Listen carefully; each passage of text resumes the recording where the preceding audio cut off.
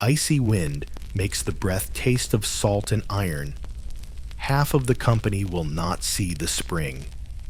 Graves are leveled, so no watching eye can count our dead.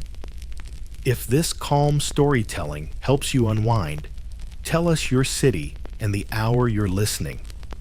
A quiet following helps this little community grow.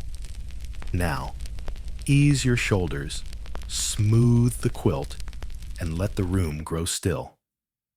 Wet wool steams by a lantern that gutters in the draft. You steady the hook and trim the wick with pinched nails, and the little flame draws a circle on timber newly set. Outside, the brook rims itself with ice, whispering beneath a thin skin that cracks and mends, as if it too is learning this coast. The ship creaks in the roadstead. Lines sing a low note, and the tide presses the keel like a hand. The air smells of pitch, smoke, and the sourness of old biscuit. Salt has thinned bodies and voices. Even the strongest step carefully on the frost-hardened earth. In the half-built house, breath clouds the canvas and beads on the thatch. A prayer runs quiet along the benches, soft as wool carded in winter light. Work finds its own liturgy. Axes fall and rise, iron biting green pine, the froe and beetle splitting clapboard with a wooden sigh. Nails are counted like coins. One lost in the chaff is searched for by firelight until found. Water comes up cold, cupped in a ladle that stings the lip, then sits to warm near the embers until steam writes a little psalm. A child learns the path to the brook by sound. A woman warms stones near the coals, slips them into a blanket as if tucking in a small bird. A man checks the matchlock.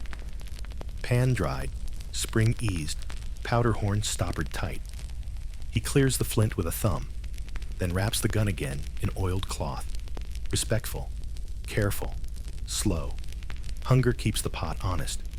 Peas thicken late, salt fish sheds its brine to the last, and a shard of onion sweetens more memory than broth. Biscuit softens in the wooden bowl and yields a smell like damp wheat and singed edge. 2 spoons meet in the same steam. Hands withdraw and offer, then withdraw again, a practiced kindness. The watch is a narrow thing. Boots creak on the platform. A bell muffles under snow. Stars burn like holes above the black line of trees. Footprints at the edge of vision write their own counsel. Measure your fire. Bank your coals. Keep the door bar within reach, but do not let fear harden your face. Caution stands beside charity. Both keep the night. Names are read quietly, as if not to wake them. Some sleep in the ground on the hill. The mound is smoothed and strewn to speak no number. We do not speak numbers. We speak duties. First light to the wood, second to the brook, third to the thatch seam that drips like a slow clock onto a waiting bowl. Between each task, a breath, and between each breath, a word softer than winter. At dawn, the ice gives back the brook with a brittle sigh. Smoke climbs straight for a moment, then turns, then thins. You step into the day and feel the small pull of damp wool at your shoulder. The lantern is out. Its glass shows a ghost of heat, and on the shelf beside it, a single iron nail lies warmer than coin, heavier than its size. There is a rhythm to survival that does not hurry. The froe finds the grain. The mallet listens. Hemp line dries by the hearth, twisting faintly like a thing alive. A child's slate shows a crooked letter. A mother's hand guides, then lets go, then guides again. Men argue over a beam seat. Their voices burr soft, then lift together on the count and settle the weight where it holds. When weather turns, the house answers. Wind fingers the thatch and finds the loose bundle. The daub cracks where yesterday it held. The door swells and speaks in its hinge, You rub tallow into the leather of your shoe, work it in with a thumb, and watch water bead to the side for one more walk to the brook. Small victories are counted in dry socks and coals that live till morning. Prayer is not spectacle here. It is a whispered grace before broth, the steadying of a shaking cup, a psalm hummed while scraping frost from a sill. It is the quiet agreement to carry another's load, unasked. It is the way a midwife warms her hands, the way a steward measures out meal with the same hand for widow and for soldier. Night returns like a careful steward, taking back light and noise in fair measure. The ship lifts and settles. The harbor breathes. The hill keeps its counsel. You lay the hook across the lantern top and let the last heat seep into your palm. The room ticks as wood cools. Somewhere, a hinge answers a dream with a small complaint, then sleeps again. By the coals, willow bark tea goes bitter on the tongue, and then kind. A cough relents long enough for its owner to sleep. The wind moves from door to eaves, testing and finding things in order, calms a little. You listen to a town that is only half a town and yet whole enough to hold your breath, your name, your share of watch. Tomorrow has work stored up and laid out, a seam to patch, a notch to cut, a letter to draft with gritty ink, a barrel to hoop again, lest it weep away what it keeps. The ledger is not only meal and powder, it is the count of hands that can lift and those that must sit. It is the length of the day and the width of mercy in it. For now, the harbor holds. For now, wool holds warmth, wood holds its shape, and sleep holds you exactly as you are, salt tired, lantern sure, and ready to rise when the bell asks softly. The bell is a breath before dawn, felt more than heard. The night's frost still laces the thatch, smoke lies low, as if it too is reluctant to rise. A day in winter begins with a small prayer and the slow untying of stiff fingers. You draw your cloak close, taste salt left by yesterday's wind, and listen for the soft hinge of the door. The first sound is hearth talk, the lick of a coaxed coal, the careful stir of ash to find the ember that waited out the dark. A hand cups the glow, feeds it with slender slivers, then the thicker sticks, a lesson taught by weather, repeated without hurry. The flame answers with a faint ribbon of warmth. Breath fogs the air. The house stretches, timber by timber. Pre-dawn prayer is not a performance. It is a murmur at the bench's edge, a psalm whispered so as not to wake the fevered, a thankful nod to the bowl that will hold broth at noon. Men bow their heads. Women close their eyes. Children peek between fingers and learn the tempo of the words. Amen arrives like a soft latch clicking home. Wood first, always wood. Axes leave their hooks, the hafts slicked with old tallow to keep the wet at bay. You test the edge with your thumb, then wheel the log to the block. The bite of iron is a clean syllable in cold air. Frost fractures on bark. Sapwood flashes pale as a gull's belly. The froe rings in the beetle's rhythm. Clapboards splitting with a spring-smelling sigh. Chips bead along the sleeve, clinging as if they too seek heat. A boy trots the short path, dragging a sledge with a rope over one shoulder. He stacks billets inside the door, careful to keep the best dried under cover.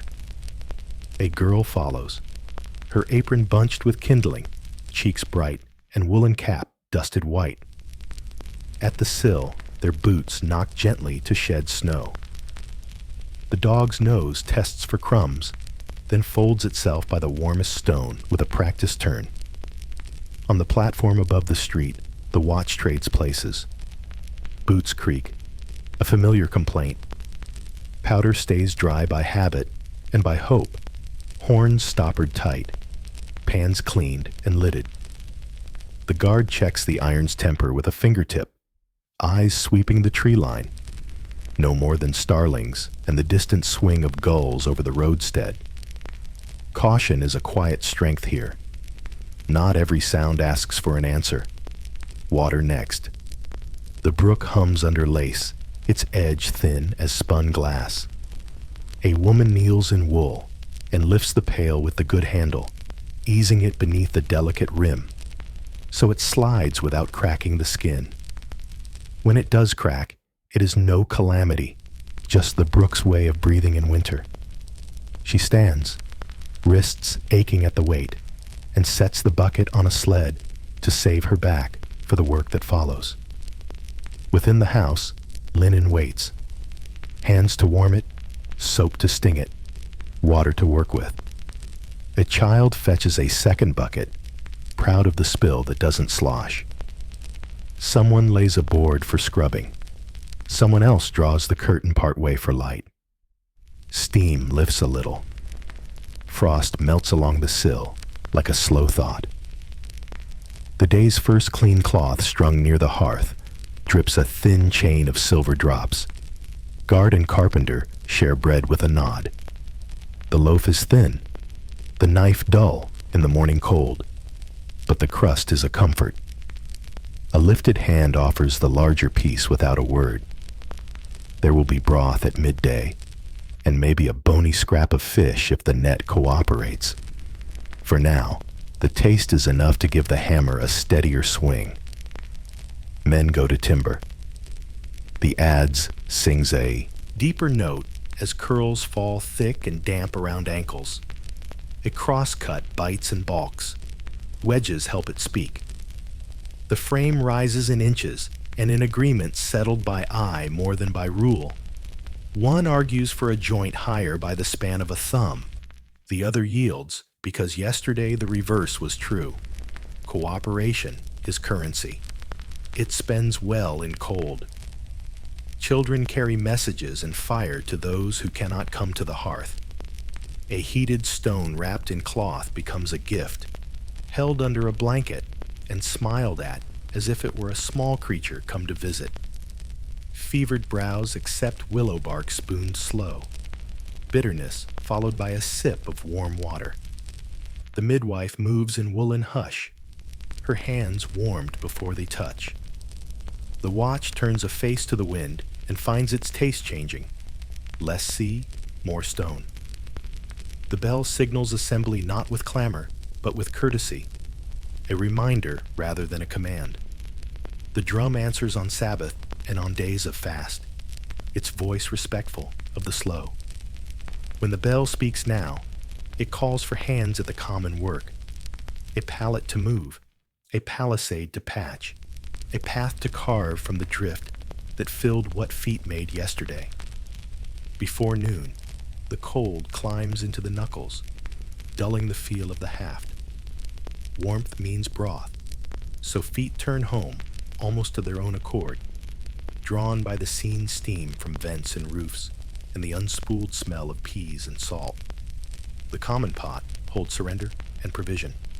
Salt fish giving up its brine, cornmeal making it honest, onion lending sweetness remembered from better months. The spoon is a slow instrument. The bowl warms bone. Grace says, for what we share. Not for plenty. Not yet. Hands hold bowls for those who cannot hold their own. Someone tells a small story of the river in summer, green weeds shifting like hair in current. A laugh is caught and kept, a good sound to line a long afternoon. Afternoons repair what mornings challenge. Broken hinge becomes hinge again under a file's song. A seam in the thatch takes new rush, twisted and pressed by thumbs that remember the pond's summer edge. A cloak sheds a frayed strip and gains a patch from a neighbor's spare sleeve. Oil finds leather, weeping into cracks until they close like healed lips. The house answers each kindness with quiet. A drip that stops, a draft that softens, a door that swings true. Children learn weather as a language in the eaves. When wind speaks from the north, it carries a dry whisper. From the east, a heavier hand. The eaves tell rain before the ground does. A drum on thatch that starts in one corner and walks along the roof line like a careful cat. Small ears mark the difference. Small eyes find the leakiest place. Small hands move the bowl before anyone asks. The platform keeps its discipline. The watch drills with a measured rhythm, practicing for what must never become habit. The match is checked again and again, pan cleaned, a flint replaced before it fails. Powder is precious, counted by the spoon, kept away from, flame as if it were a child at a hearth. A nod to the line of trees acknowledges what is not understood and honors it with space. Evening's first shadow is a brief blue hour when work still wants doing, but the light is mean with its gifts. Repairs alter then. Tasks that ask for eyes yield to those asking for hands. Rope is spliced, a net mended by feel, wooden pegs pared down by memory. The cadence slows, and speech slips into murmur. Syllables shorten. Silence lengthens comfortably between them. Sabbath changes the clock like a kind hand, smoothing creases. Work becomes walking, singing, listening. Feet learn to move without making new tracks. Hands learn to rest without guilt. Fast days assert another rhythm, replacing hunger with reflection, thinning the body to thicken gratitude. The bell's tone is different too, less like metal, more like breath. There is a small crisis most days, and the day teaches how to carry it lightly. A mislaid nail brings a whole bench to its knees until the search finds it glinting in chaff. A seam blows cold air until rush is wedged. A pot's handle fails, and a folded cloth becomes a grip. Choices are not grand. They are practical in kind. Who takes the longer watch? Who trades a warmer cloak for a worse cough? Who sits with the child who fears the wind's long hand? By lamplight, letters are born grain by grain. Ink is gritty, the quill stubborn, the words slow as snow falling in a still place. Names cross the paper like footprints in fresh white. Those here, those gone. Those who must be told some truth softened by distance. A blessing travels with the letter. It wraps itself in wax and waits. A neighbor knocks soft, brings a loaf as apology for borrowed nails, receives a pair of mended mitts in exchange. Stories braid together. A gull that stole a scrap, a child who slept through the bell, a hen that laid egg enough to be divided. It is not economics, though it balances. It is belonging counted in bread and breath. The last tasks are tender. Coals are banked with patience, a shallow hill raised against the night. The pail is set where it will not freeze. The door bar is set within easy reach, but the window's crack is left small so the room can breathe. Shoes are set by the wall, not to trip a tired foot. A small prayer fits into the time it takes to fold a blanket down. Fresh snow falls after dark without fuss. It erases prints and paths alike, draws a clean page over the day's writing. The morning will find this out. One misstep will turn the rhythm. Wood first will become water first. The watch will stay longer because relief lost its way. Broth will wait while a path is beat to the storehouse. Mending will hurry while socks dry. The day reorders itself as if it were always meant to be thus, and in a way, it was. You listen a moment more, the roof ticking as it cools, the dog's sigh, the river's low hymn. Breath takes its cue from these.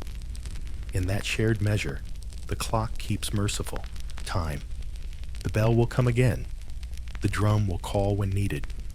The work will be where it was left, asking no more than the hands that have already promised it an answer. For now, the night holds. For now, it is enough. Coin has little to say to an empty pot.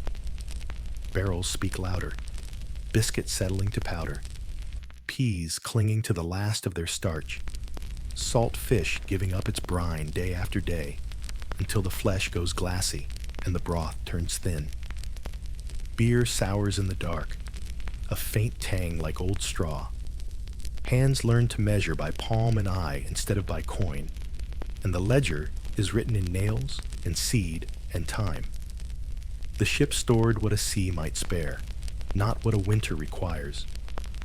Biscuit softens in broth until it stops scratching the throat, and the smell of damp flour and singed edge becomes a comfort. Peas bloom slowly, tiny green ghosts in a gray pot. When there is fish, salt comes first, then steam.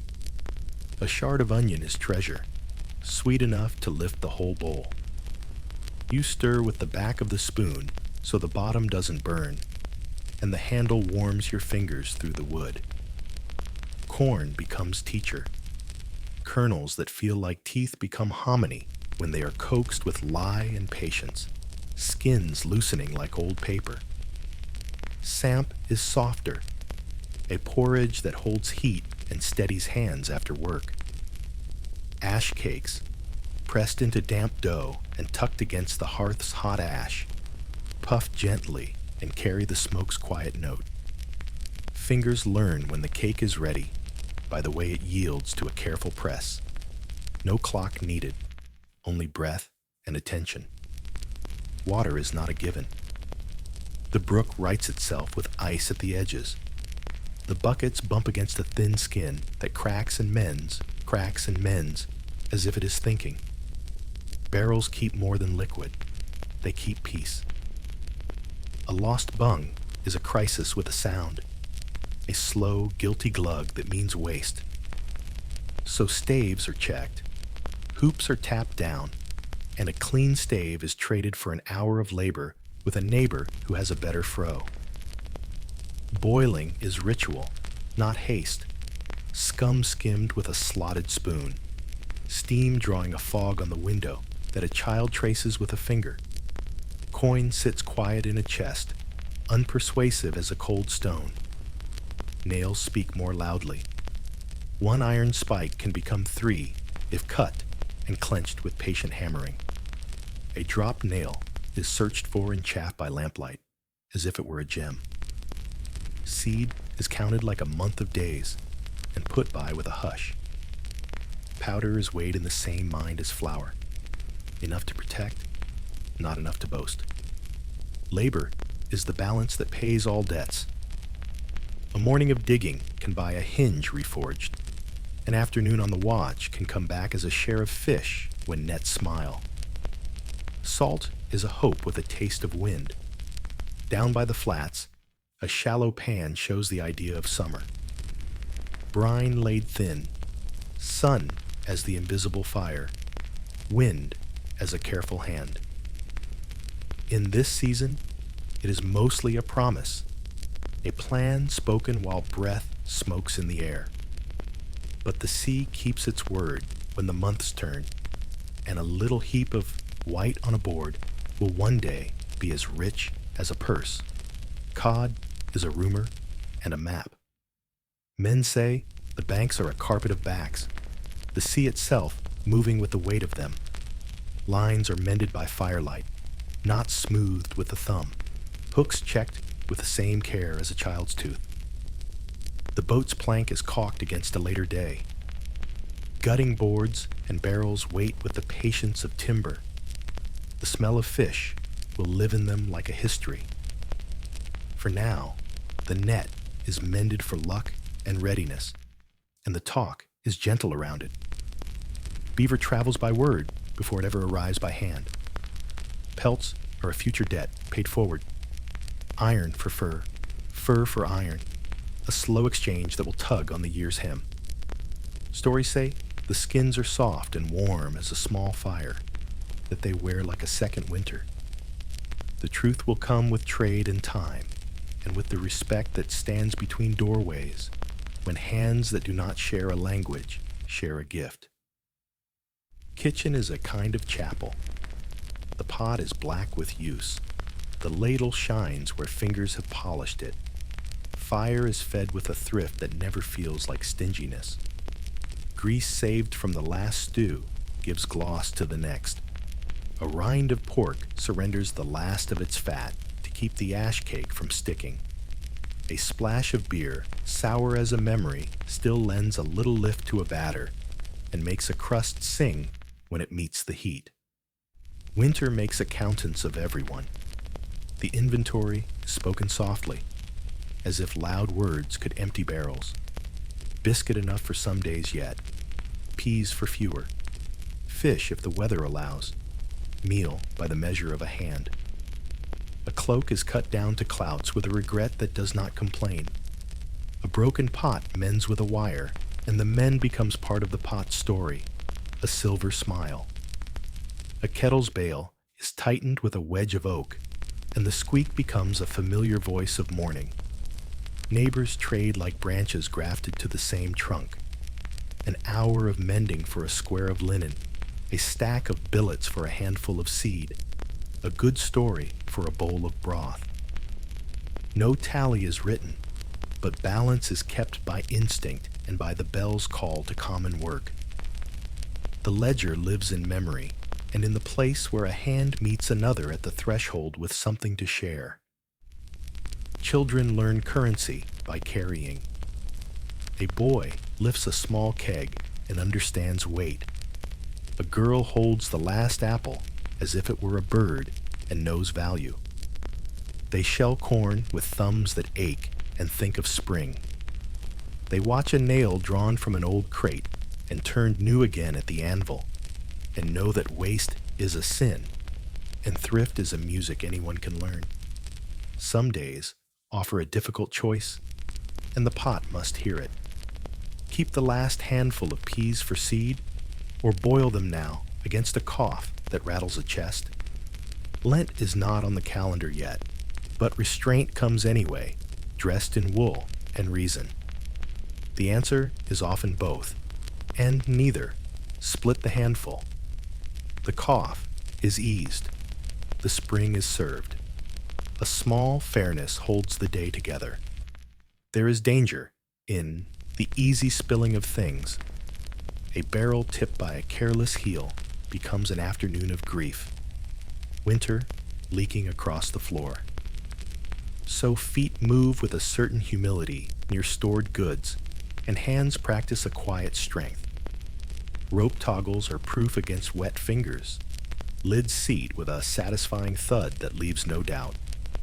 The room thanks these small precautions with peace. Sometimes there is a kind surprise. A net pulls with more weight than a single day needs, and the road smells briefly of fish and fire and laughter. A hen lays out of season as if to say, I, too, have hope. A neighbor arrives with a small sack of meal saved from an earlier kindness. These are not miracles. They are evidence that careful work makes a world where grace can find purchase. Night takes inventory differently. The room lists its blessings. A banked coal that will wake again. A bucket that did not freeze. A pot that did not crack when set on cold stone. A barrel that gave and did not weep. A nail found in straw. A spoon laid where it could be found in the dark. Names, too, are counted, and the count hurts and helps in equal measure. You feel the ledger steady under your hands and accept that it is enough. The mouth remembers other tastes. Apples from an autumn that already feels like a story. Butter that once glossed a crust. A drink that did not sour. Memory can be both ache and lamp. It keeps the hand gentle as it measures the meal and keeps pride out of the pot. The pot is for everyone, or it is false. Tonight, it will be honest again, even if the honesty is thin. Boiling shows what patience can do. The first bubble is a small heartbeat. The second carries a scent that pulls bodies closer without words. Skim off what does not belong. Let what does belong learn the heat slowly. Know the moment when waiting becomes withering, and act before it arrives. Cooking is a craft of listening. The pot tells the careful ear when it has given all it has to give. The firelight writes a brighter chapter on the same walls each evening. Shadows of spoons and hands, and the curve of a shoulder play on the daub like familiar friends. The window shows only your own reflection, and a star if the cloud thins. The table bears its bumps with dignity.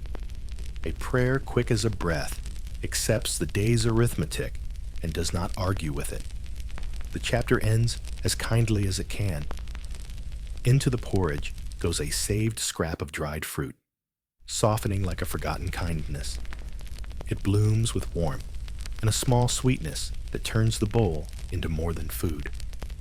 The child notices first, then grins with lips closed to keep the heat. The spoon's path slows. The room loosens its shoulders. For a moment, coin is not missed, and the ledger is balanced with light. A winter roof can drink sleet, but it will not forgive a spark. A thatch edge dries quicker than the hand that laid it. One ember is all it takes to turn work into warning. Wet wool, cold air, the close creak of timbers. Then a hiss, not quite like rain. You lift your head. A faint orange walks along the eave as if testing its footing. Someone says, water, but quietly, as though not to startle the fire into running. The common house breathes heat into the storm. Smoke climbs the rafters in a tired ribbon. The hearth has been faithful all morning, coals red as a robin's breast under ash. Children's mitts steam by the stones. A pot ticks and settles. Boots doze at the threshold with thawing soles. No one sees the ember when it leaps. Sleet finds it, cools it, almost carries it away. Almost. A woman smells it first. Not the usual suite of pine pitch and cooked daub, but a dry note, a singed straw whisper. She rises with a hand to her scarf and watches the dim grow rich along the eave. Her voice is a bell without iron. Water. The bucket stands where it should, just inside the door in a tub, so it will not freeze. A man tips it into a wooden pail. Another takes it and passes it on. A chain forms, hands learning each other's weight in the dark. The water leaves one palm warm and arrives in another almost cold, but it moves. It must. Axes come off their hooks. An adze is set aside with care that looks like slowness but is not. A boy lifts the cradle. A girl herds the dog to a corner, with a hush and a finger to her lips. A pair of hands in thick mitts lifts the powder horn high and walks it far from the door. A match cord finds a pot and sleeps there, quiet and safe. Outside, the sleet plucks at hats and sleeves. The thatch is a moor of winter grass, every tuft a pathfire might take if asked rudely. An axe rakes back the top layer to reach damp that still remembers last night's weather. Straw falls, darkens, sighs into the mud. The first bucket slaps and vanishes into a hiss that sounds like relief trying not to shout. Smoke thickens low and mean. Eyes sting. Tears come whether the heart asks for them or not. A man coughs, then laughs once to show the cough did not matter, and passes the next pail. Hands are gloved and bare, fast and slow, old and new. All know where they should go. The bucket slips. A heel checks it. It swings and rights itself like a gull taking a wind. Inside, someone banks the hearth with a movement's prayer, pulling coals to the center and covering them like eggs. A skillet is lifted to the sill to cool, its iron complaining softly. The pot is slid to a backstone where it can do no mischief. A woman dips a rag in water and lays it along the mantel, a green line against any leap. The beam above the hearth, good oak, adzed smooth, takes the heat like a vow. A dark oval blooms on its belly, then deepens, then holds. It smells like bread grown brave. A man lays his palm flat and feels the talk inside the timber. Not panic, not yet. Only a stern reminder that wood has a memory and is writing something important now. The first pass slows the bright. A second pass quiets it. On the third, the chain lengthens to fetch from the brook because the tub is more promise than water now. Footprints stitch a track that glistens under gray sky. The brook's skin breaks with a brittle laugh and yields itself. Sleet rides the pails like a blessing. Axes rake deeper. Straw fluffs and falls, and the eave grows ugly in a way that means safety. A boy with a rake stands far below where sparks might travel, pulling down what could carry flame toward a roof that would be glad to share it if asked. He keeps his mouth closed against ash. He does not look up except when the next bucket slaps against his fingers. The chain learns to breathe. Lift with the legs. Let the weight go early. Say the word before you need it. Pass, pass, pass. A mitten thaws and freezes, and the hand inside never thinks of itself.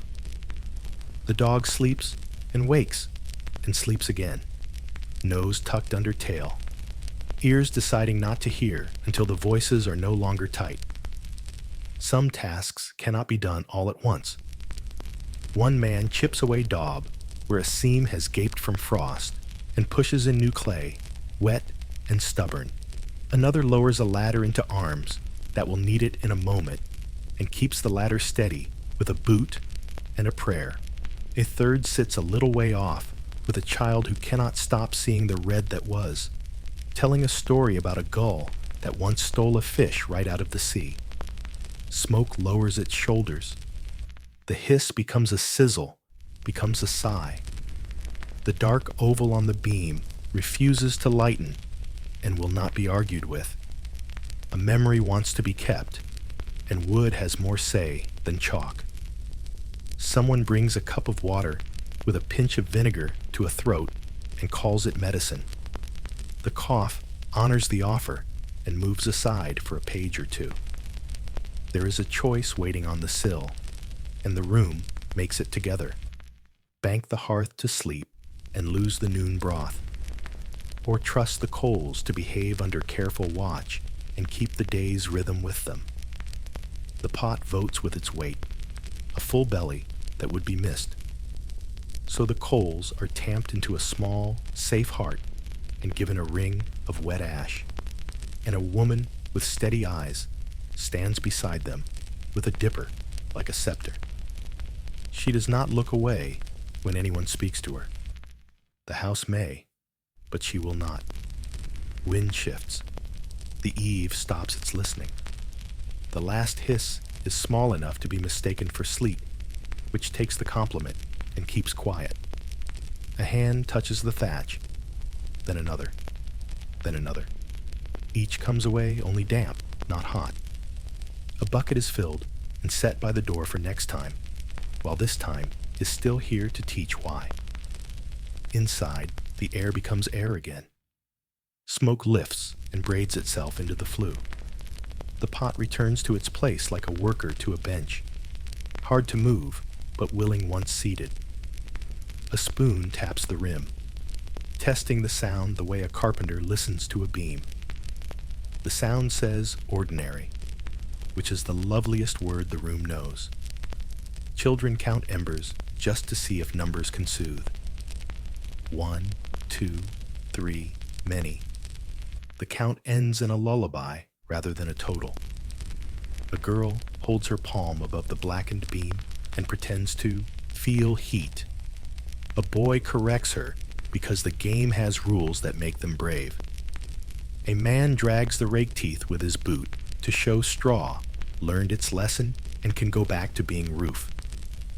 The lessons set themselves like nails.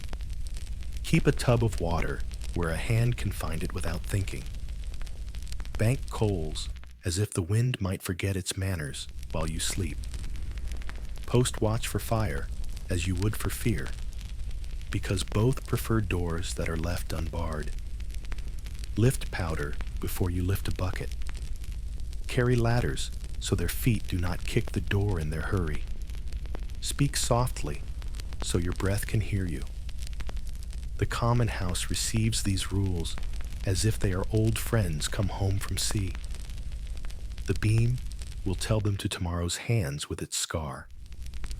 The tub will speak for itself when a child bumps it and receives a wet shoe instead of a hot foot.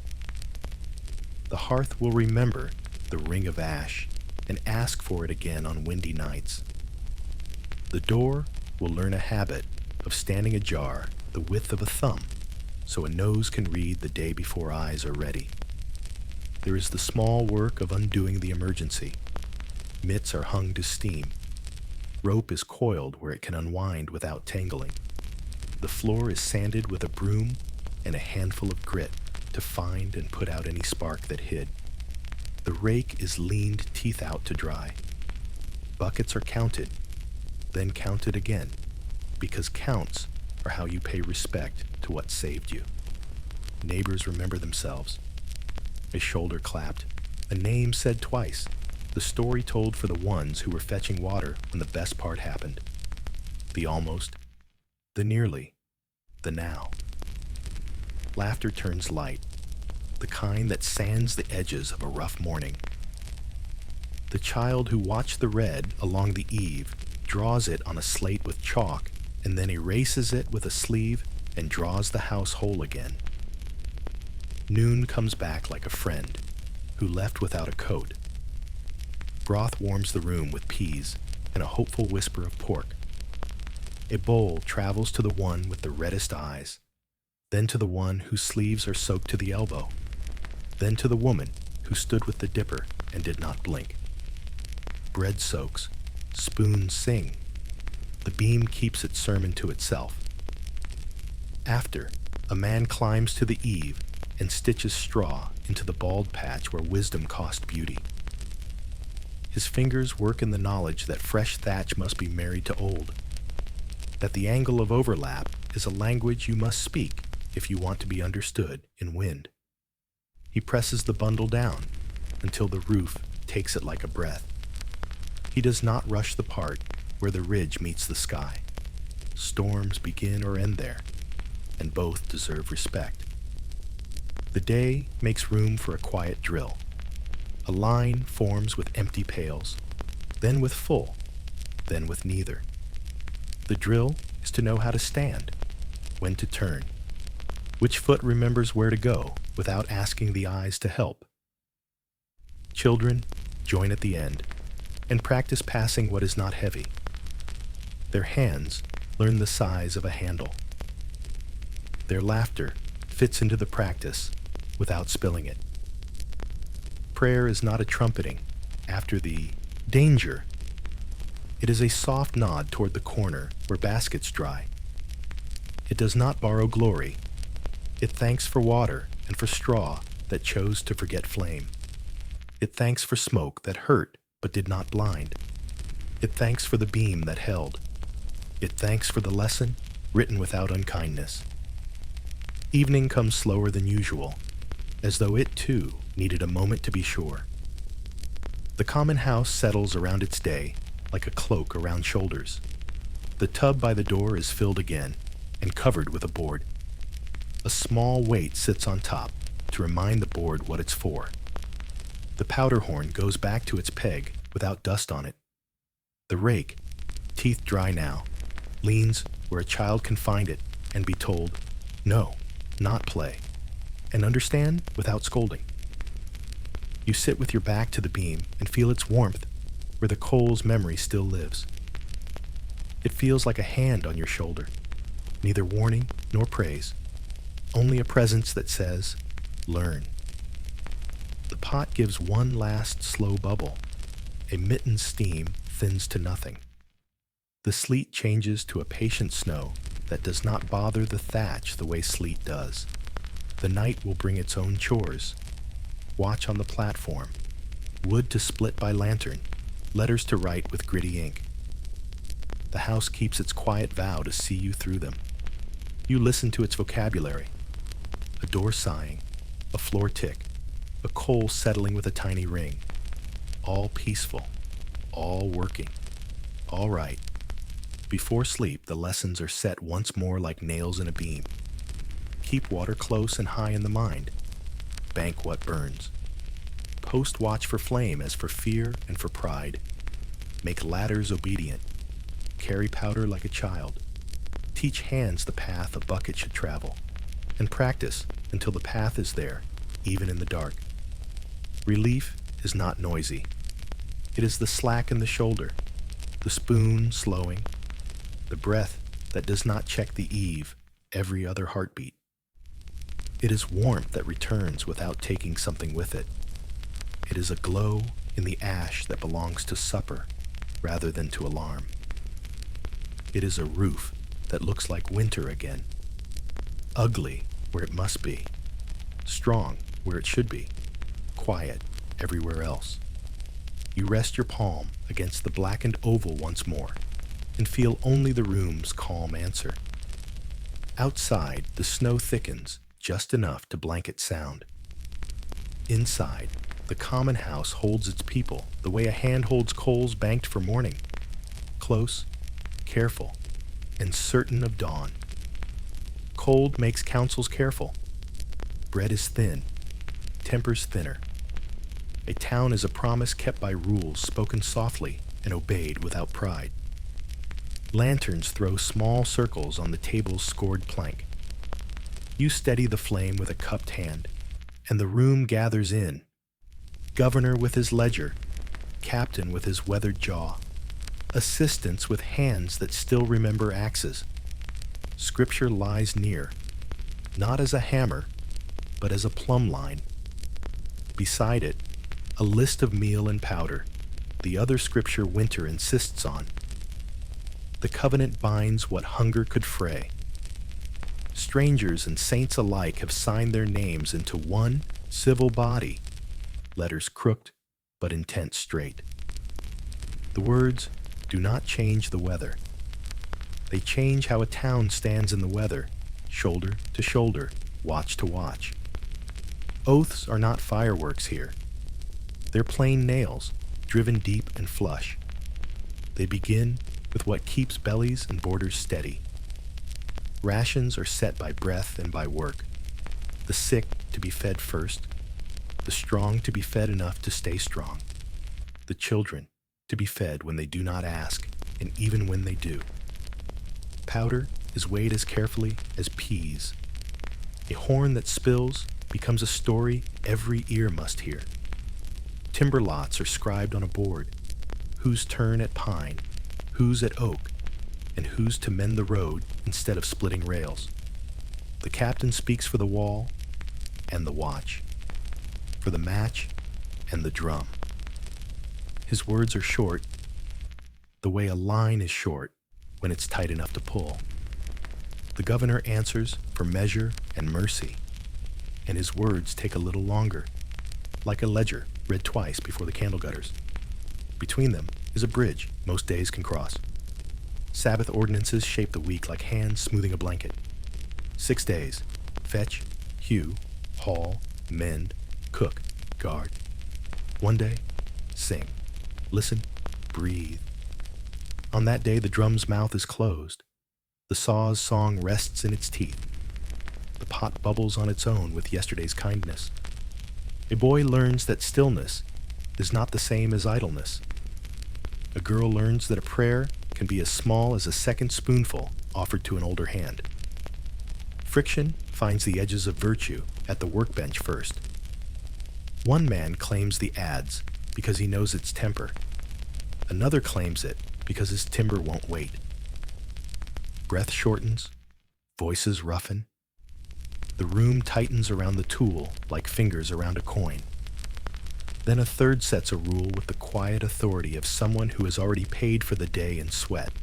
Shared edge, shared time. shared care. The adze travels by hourglass. The one who blunts it wets it. The one who wets it dries it. The bench nods approval when the rule is kept, and wood grain stops frowning beneath the blade. Assignments pivot on a tally that never feels cruel, though it sometimes hurts.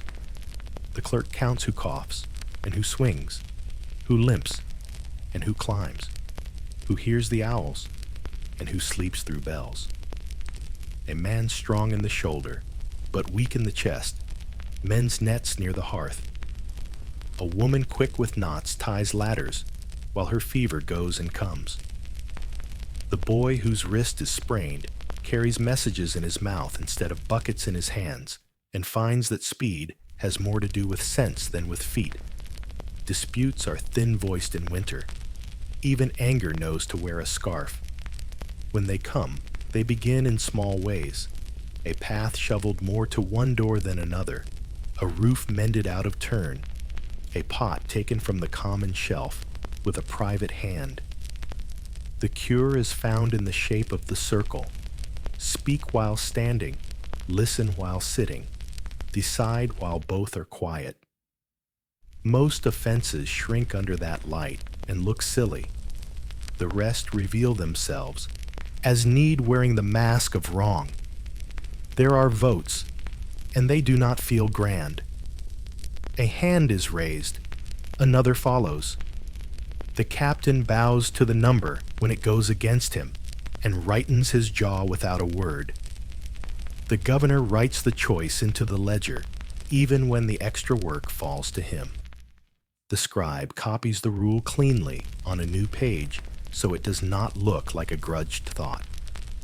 Later, when the job is done, bread moves the other direction to thank without bragging. Law has a body before it has a book. You can see it in the way a door is barred at night and unbarred at dawn. In the way a horn hangs, where any arm can reach without stumbling. In the way powder sleeps high and dry, while embers sleep low and banked. In the way a line of children knows to stand to leeward of the pot without being told. These are statutes taught by life, then blessed by words. There's a meeting about watches that turns briefly sharp. The new moon is a blindfold, says one. We need 4 at the platform. Another says, we need those 4 to cut tomorrow's timber, or no one sits dry.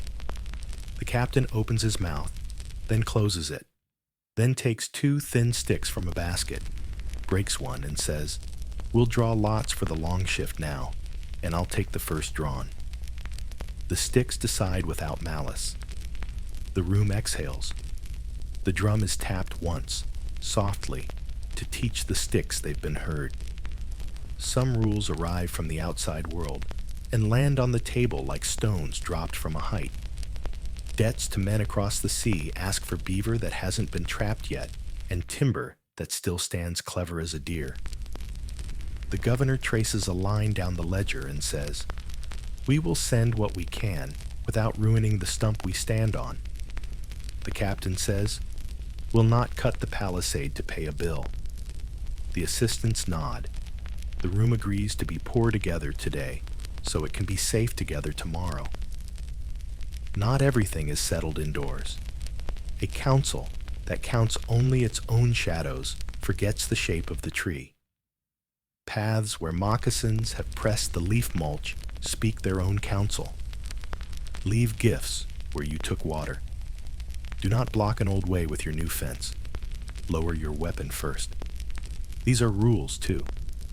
They are not written in the book, but the book would be thinner without them. When the council breaks, the rules walk home. You carry them warm as bread. Share the edge, mend what you blunt. Count the sick first, weigh powder with meal. Give the Sabbath her day. Let lots choose when pride won't. Save the palisade. Listen to paths. They feel simple in the hand and complicated on the tongue. They work best when carried, not recited. Sometimes the covenant needs reminding that it's a promise, not a poem. A man who drinks a little from the cask and blames the angels hears the knock at his door and opens it before the second knock. He hears the rule read aloud, gentle voice, steady breath, and brings his own mug to the table in the morning to show he understood. The cask lives longer for it. So does the man.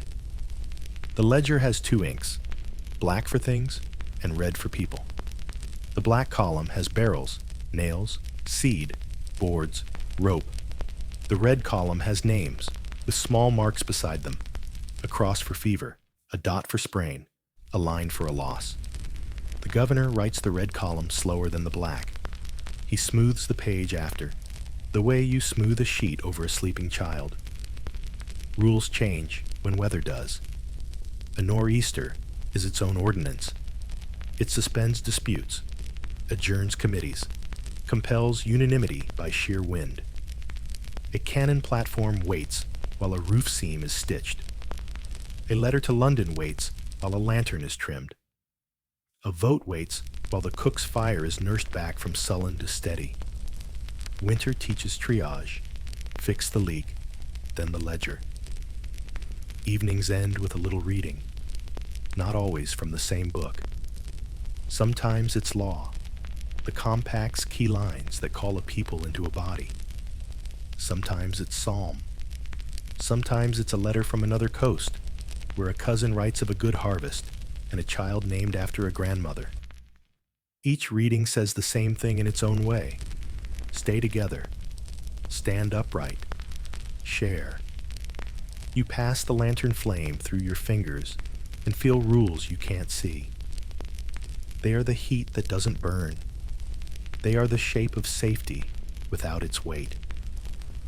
A child falls asleep with his head against a wool sleeve while the council finishes, and his breathing sets the cadence of the last decisions. Outside, the platform watch takes up the drumstick to mark the hour with a soft touch. Inside, the captain's hand rests on the table's scar, where an axe slipped last week and was forgiven. The governor closes the ledger as if putting a child down for the night. Everyone sits a moment longer than they must. That extra moment is a law, too. It says, we are not alone. The room empties into a frost-quiet street. Doors close with courtesy. The covenant follows each person home and hangs up its cloak by the fire. You set the bar across your door and feel how it feels more like a promise than a wall. Far off, under the low clouds, the ship rides the roadstead, a darker shape in dark. Near dawn, its horn will speak. One long, careful note, and ask a choice that cannot wait for warmth. The town will wake, not to argument, but to the quiet clatter of rules readying themselves to be carried into weather. And before the first word is spoken, you will have pulled on your cloak, reached for the latch, and felt the covenant steady your hand. Scurvy loosens teeth. Lungs rasp in the wet cold. Fevers ebb, then flow back like a tide that knows the shore too well.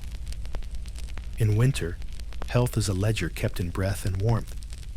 You learn to count differently, not by coin, but by color returning to a cheek, by a cough softening after broth, by how steady a hand holds a spoon. The house knows illness before anyone names it. Boots pause longer by the door. The poker rests closer to the coals.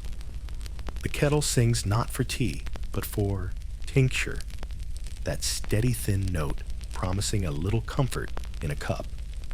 Scurvy arrives without ceremony, only a heaviness that makes the body feel borrowed.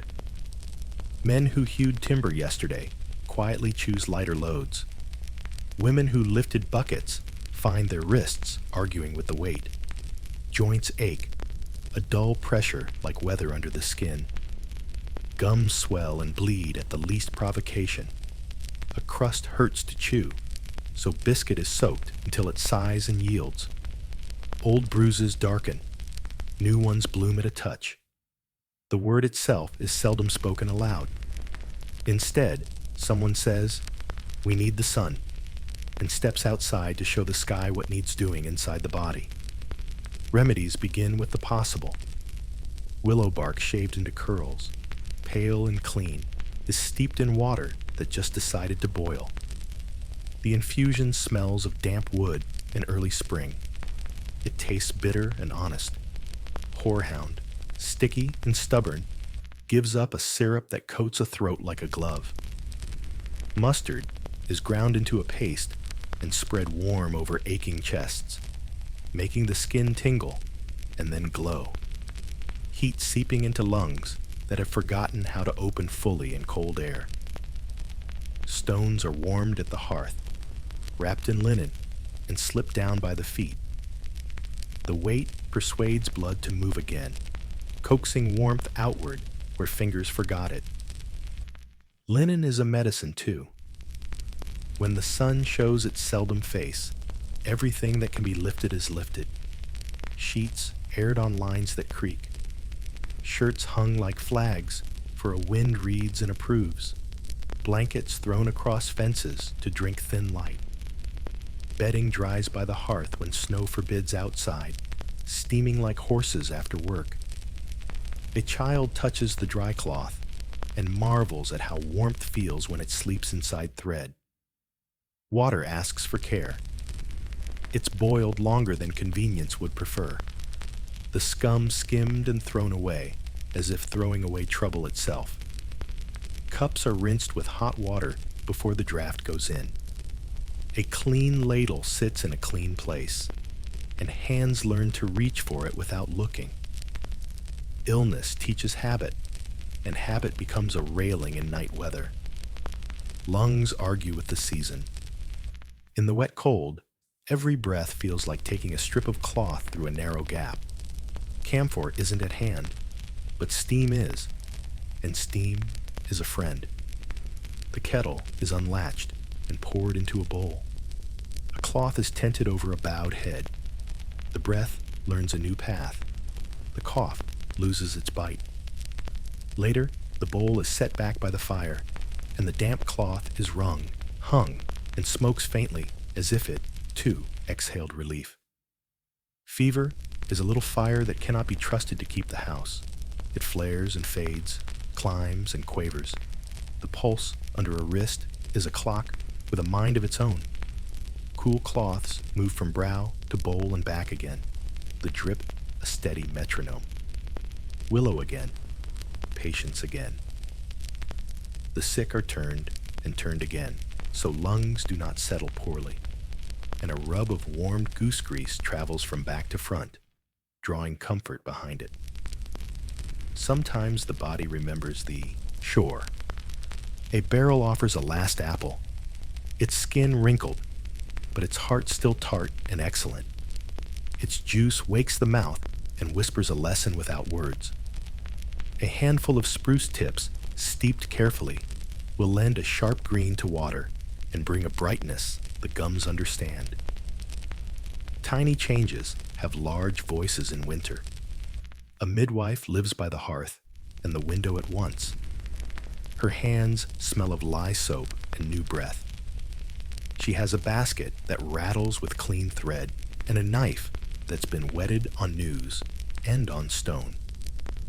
When the pains begin, she sends someone to find the one thing the room cannot go without: quiet. The baby's first sound is small and stern. Cotton is wrapped. The cap is tied. The cord is tied again. Outside, the wind knocks at the wall and is politely ignored. Inside, a voice says, "There." Not proud, not afraid, only sure.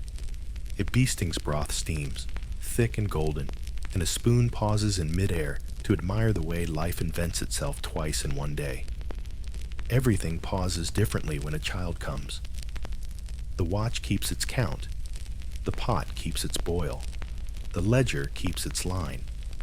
And yet, even the kettle seems to pour more gently, as if it knows this cup is for a mother whose hands have held both pain and victory.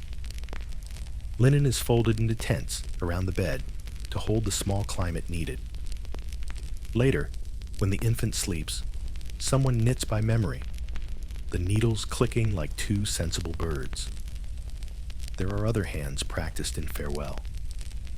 The deacon's touch is psalm-soft, a murmured cadence that wraps the room instead of slicing it. The dying are not argued with. They are accompanied. A hand is warmed and held, the weight accepted wholly. A hymn is hummed when voice cannot be strong. The house leans its ear toward the bed, as if listening for the last word the person needed to say.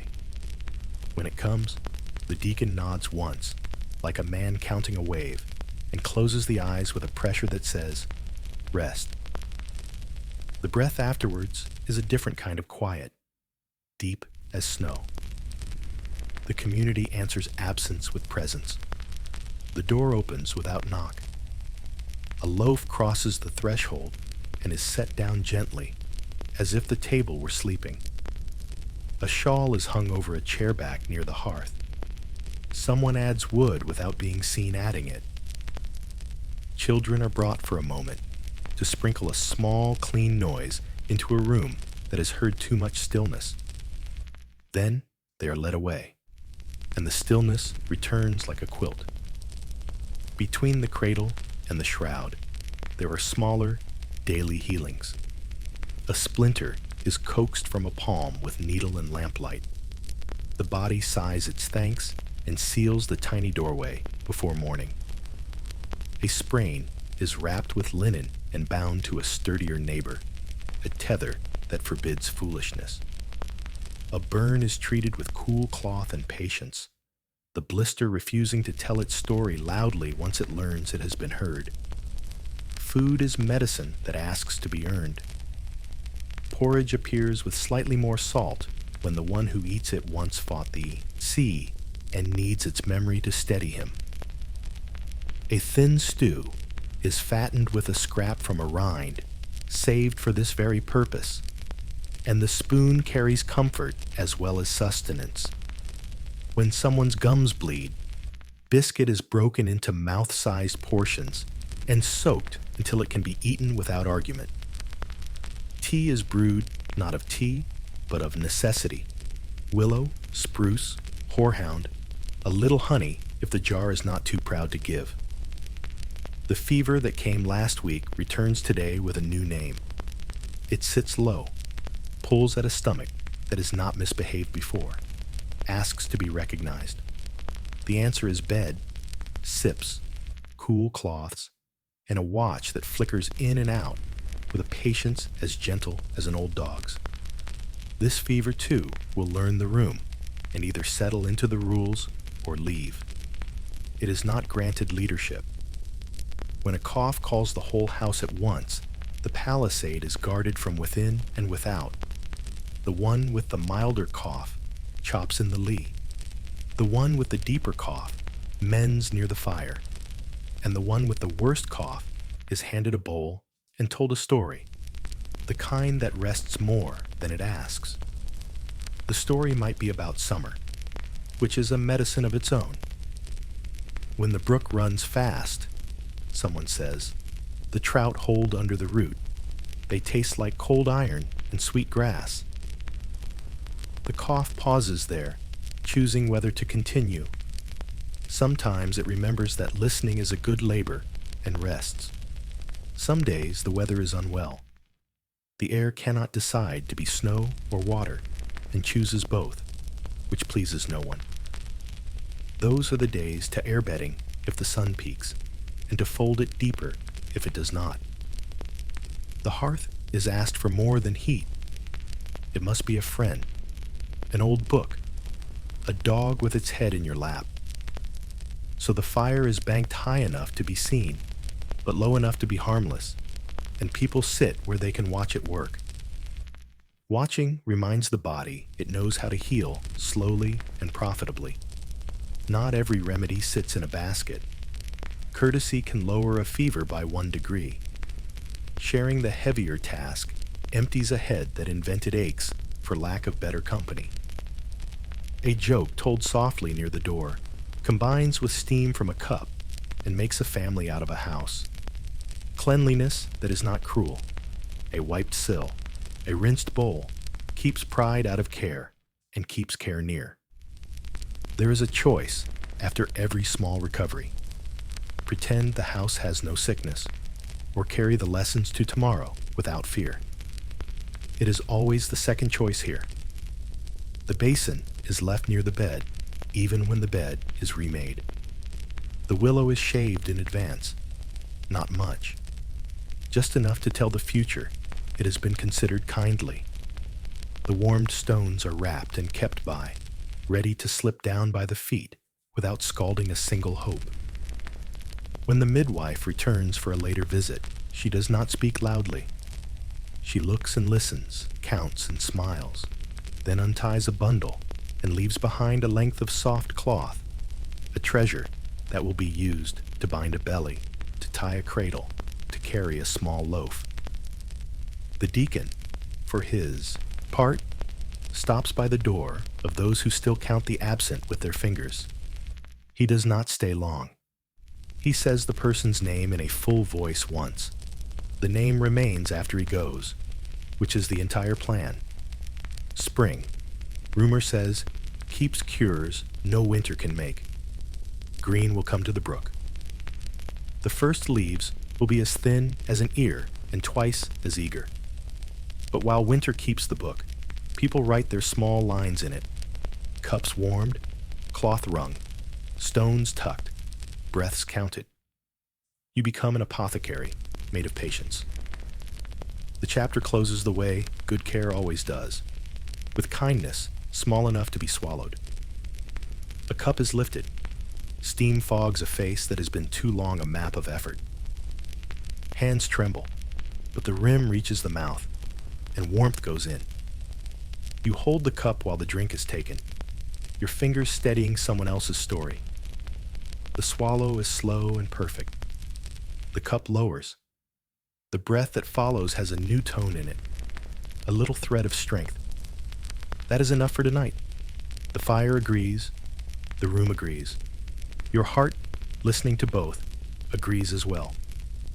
Footprints speak first. Wide, soft, sure.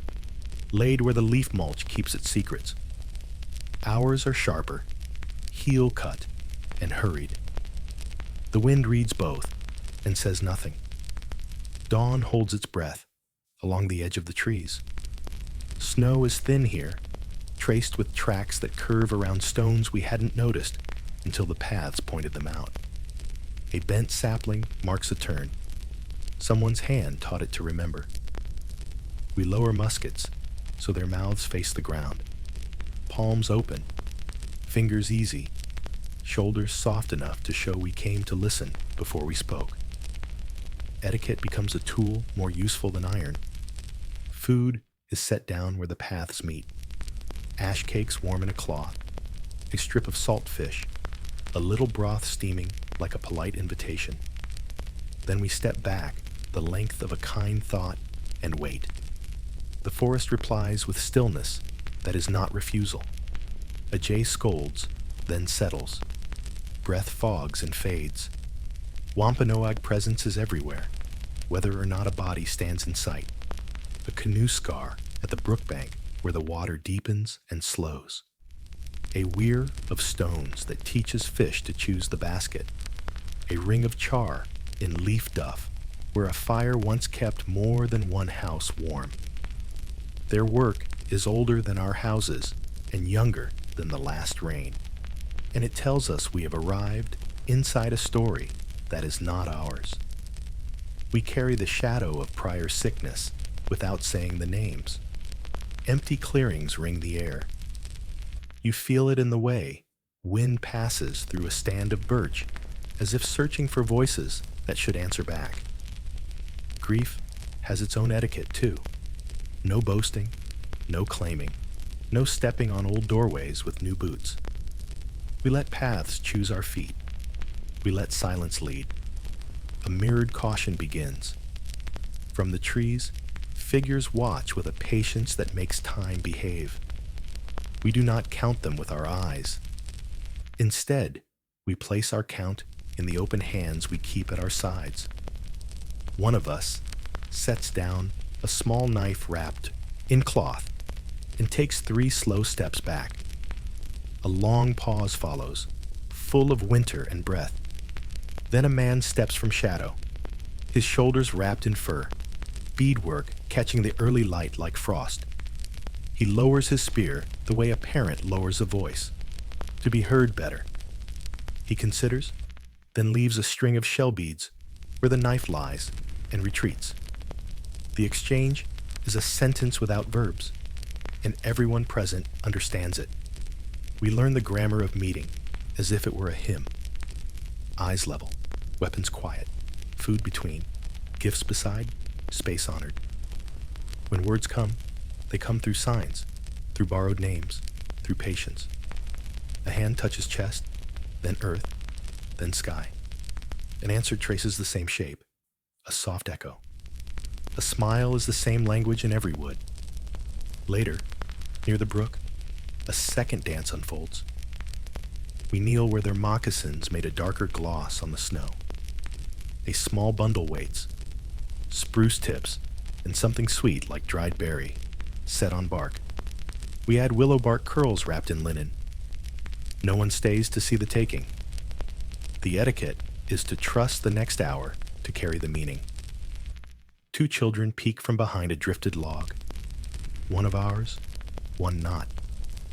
Each studies the other's mitten, then the way fingers flex inside it. They do not wave. They do not run. They remember. That is enough. A mother's voice from the trees is low and even. The child slides away, leaving only the quick scrawl of little feet, the soft stamp of a careful heel. By afternoon, the wind turns and brings the harbor's breath inland. We walk back along the path we did not make, careful to place our boots inside our earlier prints. At the clearing's edge, a token waits on our ash cake cloth, a woven cord, neat and firm, with a knot you have not seen before. You try it, and it holds like a promise. You remember to leave something more than thanks. A small mirror from a sea chest, polished bright, glitters briefly in the weak sun. You set it down and step away. The forest keeps its counsel. Night returns with a hush that is not empty. In it, you can hear what might be future words arranging themselves just beyond the reach of firelight. The house settles. The pot ticks. The watch breathes a little slower. Etiquette and patience rest beside the door, like tools cleaned and ready. Tomorrow we'll ask for them again. For now, the path to the trees is a dark ribbon on snow, and expectation is the softest blanket in the room. Nor'easter makes a law of its own. Wind howls like ropes under strain. Ice beads on thatch where straw remembers summer, but obeys winter. The first sign is sound. Not rain, not sleet, but 1,000 small fingers drumming the roof's skin. You steady the lantern, trim the wick, and the flame huddles low, respectful of draft. Wet wool steams by the hearth, capes and mitts hung on pegs, socks fanned near stones that hold last night's heat. The room smells of smoke and pine and the honest animal of damp cloth giving back its cold. Outside, the world flattens to white and motion. The palisade leans into the gale like a crew at oars. Flags are not foolish enough to fly. Within, material answers weather, the way a body shields a spark with cupped hands.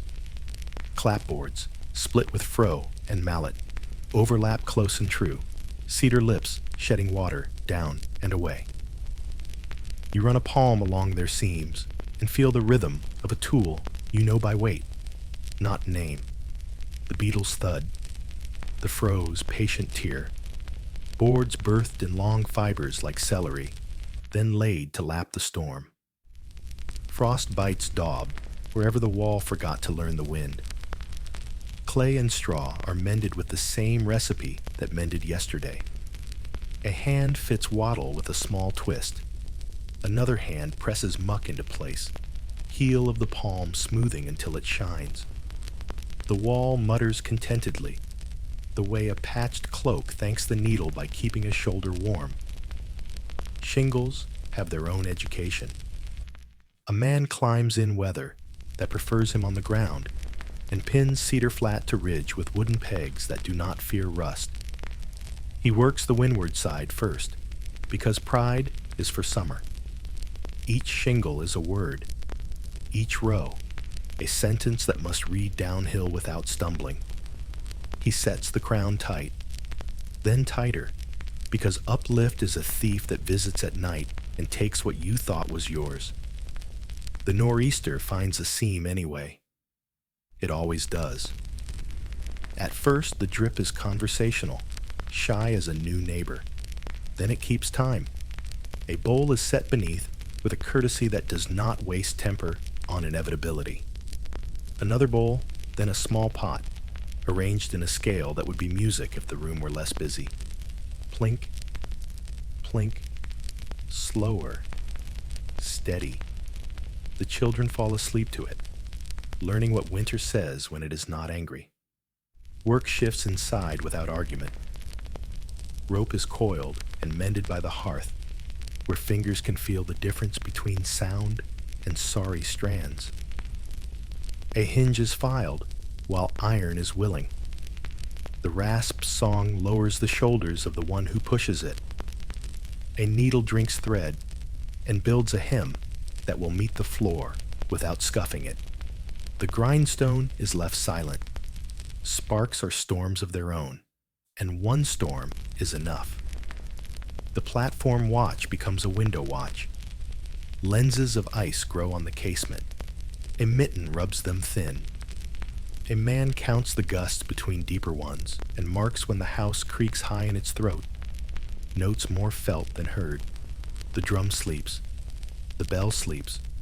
The door bar is near, but not clutched. The room moves in small economies. Close the shutter. Wedge the latch. Place the stool where the draft is smallest so the elder's feet can forgive the day.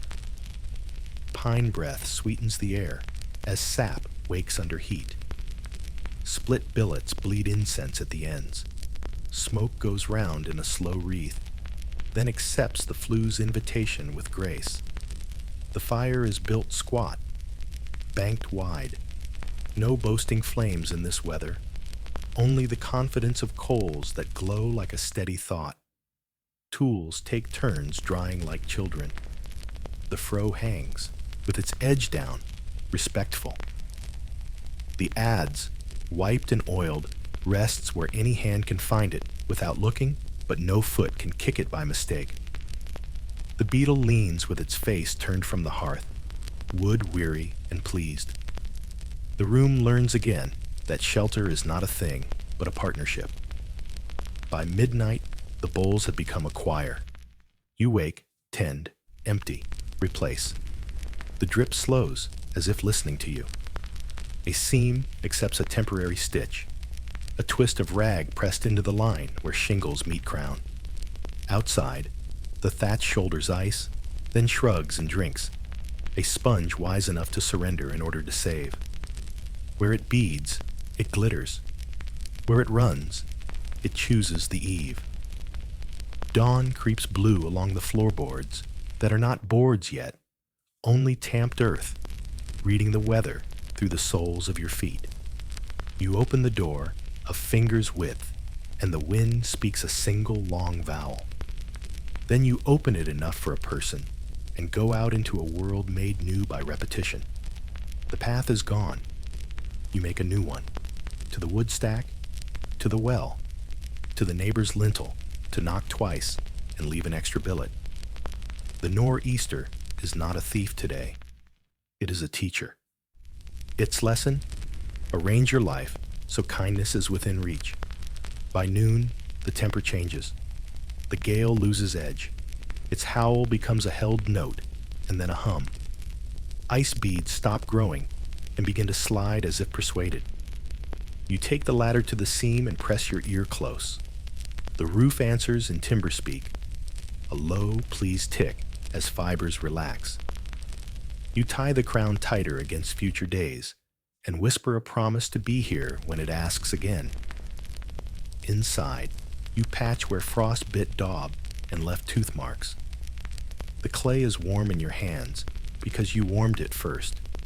Your fingers remember the way to press until the surface says, enough. Wet wool is now merely heavy, not sorry, and hands lift capes away from pegs with the familiar grunt that says work, not complaint. Mitts are turned. Socks are turned. The smell becomes bread-like, proof that ordinary effort rises. The house thanks you without extravagance. The drip stops as quietly as it began. The bowls sit in the silence like guests too polite to mention they were once needed. You set them back high, within easy reach. A small pool has found a low spot under the bench. A rag meets it, and the floor darkens, then dries, the stain a map of last night's news. Afternoon allows ambition. You split another course of clapboards while the froe is in a talking mood. Mallet and wedge make a music generous enough to invite humming. The child at your knee counts the rings, then loses track, then begins again, content to be wrong in interesting company. You show how to lap a board, so water prefers the road you've made for it, not the invitation inside. He nods solemnly, as if initiated into a guild older than your names. Toward evening, shingles slick with thaw are checked with patient fingers, not boots. Each peg is tapped, each edge asked politely if it needs a friend. Where one does, you give it, a small wooden pin, whittled to a taper that will not split the cedar's thinking. The ridge is brushed free with a broom of heather and hope. Winds forget secrets as they die. Roofs remember. Supper lives because the fire did. Pot and hearth greet each other like neighbors meeting mid-street, doffing hats. Steam stirs the air with a restful hand, and a shell of ice slides from the lip of the bucket like a hat lifted to a passing kindness. The dog relocates to the warmest triangle on the floor and breathes as steadily as a sentence you always liked. Night settles with a soft apology. The house answers, "It's all right," in ticks and sighs, and the small cluck of resin releasing a pocket of air. You hold a palm over the seam that kept you busy and feel nothing but even room. You lay that palm on your own chest and find the same. Shelter, you think, is wood and will and weather in conversation. Materials are their own weather too. Green turned seasoned, sappy turned sober, flammable turned faithful. You thank the froe with a touch, the mallet with a look, the bowl with a nod, the thatch with a longer look that says, "You did well." Before sleep, you bank the coals into a round, not a line. Lines blow out. Rounds endure. You set a last bowl under the seam, out of habit rather than hope. You smooth the blanket and let the pine breath sweeten what the wind left raw. Outside, the nor'easter goes off to argue with the sea. Inside, the roof holds, the fire lives, and the house, like a good sentence, ends with a gentle period. Steel asks for steadiness. Leather asks for care. Wood asks for sharpness and respect. A town holds together when its small requests are answered before they become loud.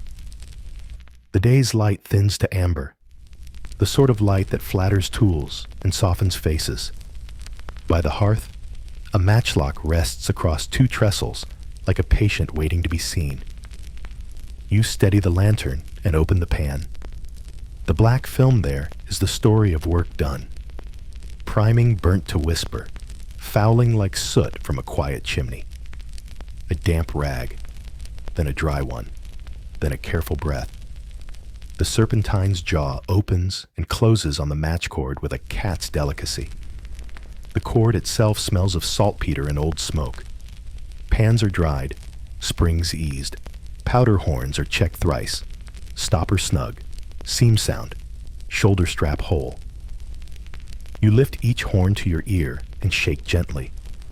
The powder answers with a soft, sure hiss. Barrels receive water warm as a hand. The worm turns, drawing fouling like thread from a stubborn seam. Steel gives back its dull sheen. Oil follows, thin as manners, leaving behind a soft gleam that isn't pride so much as readiness. Locks are reassembled with a memory of how they came apart. Pin, plate, screw, each finding the home it prefers. The trigger returns to its small room, where it keeps company with patience. Axes ask for edges. The whetstone finds them with a wet whisper, circles slow enough to be understood. You mind the angle. Steel likes the same story, told the same way. When the edge catches hair without tugging, you know it's right.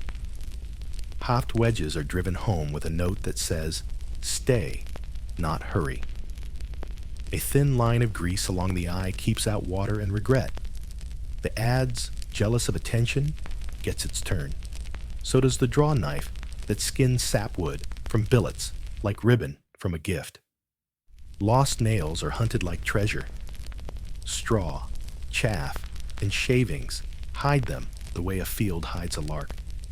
A magnet on a string, a patient palm, a candle held low to teach shadows to confess. One by one, iron points return to the tin. Each is counted in a whisper. Each is worth a thank you. A bent one goes to the anvil's horn and learns to be true again under a light hammer. Redemption is a common craft here. Animals conduct their own maintenance on us, and we comply. Hens brood in barrels with straw, fitted like a good hat. You reach in palm first, fingers flat, and find the warmth that makes sense of winter. An egg is lifted, not snatched. Its shell carries a map of tiny ridges like fingerprints from a different world. Hogs nose the palisade, reading its gossip. Sap, salt, the day's soft traffic. They snuffle at pockets with the optimism of poets. A stick taps a rail, not a snout. Order and kindness get along.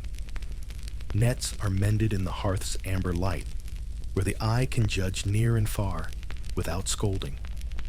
Fingers find the measure between knots by memory. The shuttle moves with a small pride, the kind that wears work clothes. Twine talks when it's tired. You add a splice before it breaks its promise. A boy counts, meshes to learn multiplication without numbers.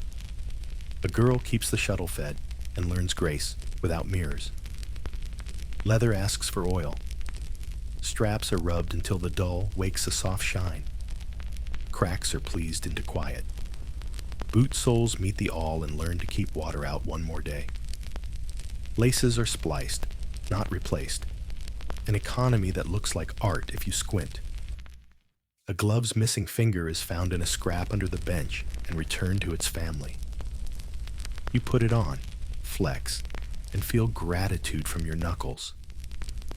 Rope is a living thing if you let it be. It wants a coil that remembers how to unroll without tantrum. You lay it down in loops big enough to behave, small enough to carry without bruising an arm. Frayed ends are whipped with a patience that knows the sea will test its work, and the river will pretend to be the sea until it learns better. The penknife sharpens quills. The quills sharpen thoughts. By lamplight, a feather becomes a sentence, shaved to a nib that will not flood or starve the page. Ink is gritty the way truth can be. The knife takes off less than you'd think and more than you'd like. Wisdom lies in that narrow path. A letter is folded to a strength that will carry across water without faltering at the crease. Stock and barrel like to be reintroduced after cleaning. The stock drinks linseed oil, like a man who knows thirst. The cloth grows warm where wood says thank you. The barrel's flats catch lantern light and throw it back soft. When metal returns to wood, the fit is an argument settled by love. Screws find their threads without complaint. You test the trigger with an empty pan, the way you test a door with a latch set but not barred. Click, safe, asleep. There is a rhythm to maintenance. Inspect, mend, test, set aside. It calms more than tools. You feel your breath match the whetstone's circles, the shuttle's loop, the knots snugging. The room breathes with you. Even the dog changes sides with the grace of a laborer who knows when to shift weight. Sometimes the day adds a lesson near dusk. The axe helve, faithful all winter, snaps where grain hid a secret. The blade bites into snow and sticks like a truth that won't move. There's a short silence, the kind that follows a drop bowl and precedes a new rule. A broken tool is not a disaster. It's an invitation. Tomorrow's first task is a handle. You lay out the stock, straight, tough, a length of ash with the right temper for talk and refusal. The draw knife will listen for grain. The spokes have will court it. The wedge will seat like a promise. A helve is not glued, but persuaded. You can hear the shape in the wood before you see it. Your hands will get there first. Before sleep, beasts are fed gently. Hens settle like breathing coals. A hand over the barrel finds a steady nest warmth. The hog's bedding is turned and freshened. Their gratitude is a grunt that sounds like a small hymn. A pail of water is set where night can find it without kicking it. The gate's latch is tested a second time, not because you doubt it, but because you respect weather and appetite equally. Gear sleeps where it can be found in the dark. The horn hangs by the door, away from sparks and pride. The match cord is dried and coiled with ends tucked like a sailor's manners. The ramrod slides home with a wooden sigh. The worm and jag rest where a hand can find them blind. The tri-tool sits crooked by design, so your fingers will know it by reach, not by sight. Fire gets its maintenance too. Coals are banked with ash that dunes like quiet snow over red islands. The poker lies flat. The tongs lean upright, as if listening for their names. A kettle is filled for morning, lid cocked just enough to show someone will be back. The trammel is set to the height of hope. Stew high, tea low, fast first, slow later. Even the crane learns to swing without complaint. On the bench, the small pile of found nails glows like treasure. Each will become a hinge, a hasp, a hope. The whetstone is wiped and turned so it will wear true. The oil rag is folded on itself and laid in a tin that will keep its kindness for tomorrow. A single peg sits upright in a cup because the hand that needs a peg should not grope. The watch changes under a roof where things are ready. Boots creak less when they've been greased. The platform's boards feel safer under someone whose axe will be sharp at first light. A musket on the shoulder with a dried pan and a match cord that will catch is a quieter companion. You step out into a night that trusts you because you tended what it asked you to. You return before dawn to the bench where the broken helve waits. You touch the ash blank and feel the shape hiding in it, the way kindness hides on a hard day. The first shave of wood curls and drops like an answer. Maintenance isn't a chore. It's a way of saying, I'll be here, to tools, to beasts, to neighbors, to morning. The room agrees, the fire agrees, your hands agree. And by the time the sun is the size of a coin through the window's frost, the axe will have a new hand. The hens will have a warmer nest. The horn will answer with a sure hiss, and the day will take the weight you offer. With thanks, you can hear only if you've learned to listen to small, true sounds. If this calm pacing helps you unwind, tell us the chapter where sleep found you. A quiet follow keeps this circle warm. Lanterns go low when names grow heavy. Snow muffles steps, making the world polite. A hill above the harbor becomes a page where sorrow writes in small, careful lines. The hill is white, except for paths pressed by prudence. Cole's Hill holds wind in one palm and the harbor in the other, and tonight it holds us. Lanterns are hooded so their light falls like water on stone, narrow and steady. The sled's runners whisper. Boots stiff with salt and cold find the rhythm that carries weight without spilling dignity. Shovel meets ground and rings. A thin iron bell that calls no one. The first cut dents, the second bites, the third brings up frozen earth and shells that look like broken crock. Steam rises from breath, not from ground. The spade's edge lifts and sets, building a silence made of repetition. The men trade places without a word. The hill listens with the attention due to names. Boards are plain and clean, shorn from a tree that made a promise to be straight. The knots show themselves like stars in a pale sky.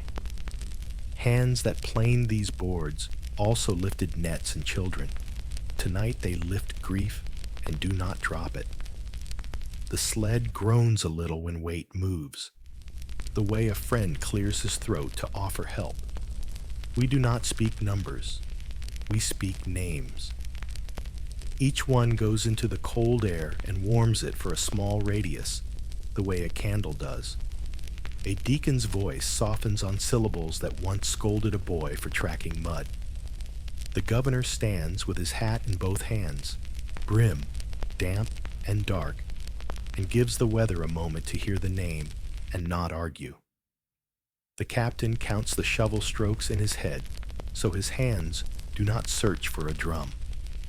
Snow drifts across our boots and does not cross the boards. The lantern's light sits on the wood like a blessing without a sermon. The wind tries a few words and then grows shy. When we lower slowly. We are careful to keep ropes from their scrape. We are careful where our eyes rest when prayer asks them to close. The sled breathes out as the weight leaves. The hill breathes in. Psalms flow like breath. Not loud, not long, only enough to carry a life from one room to another. The tune is the old one, a single line that knows how to stand up in cold air without breaking. The voices find each other and become a shawl for those whose shoulders shake. When the last line ends, something gentle leans its head against the world and sighs. Earth returns to itself. Frozen clods break and change their minds.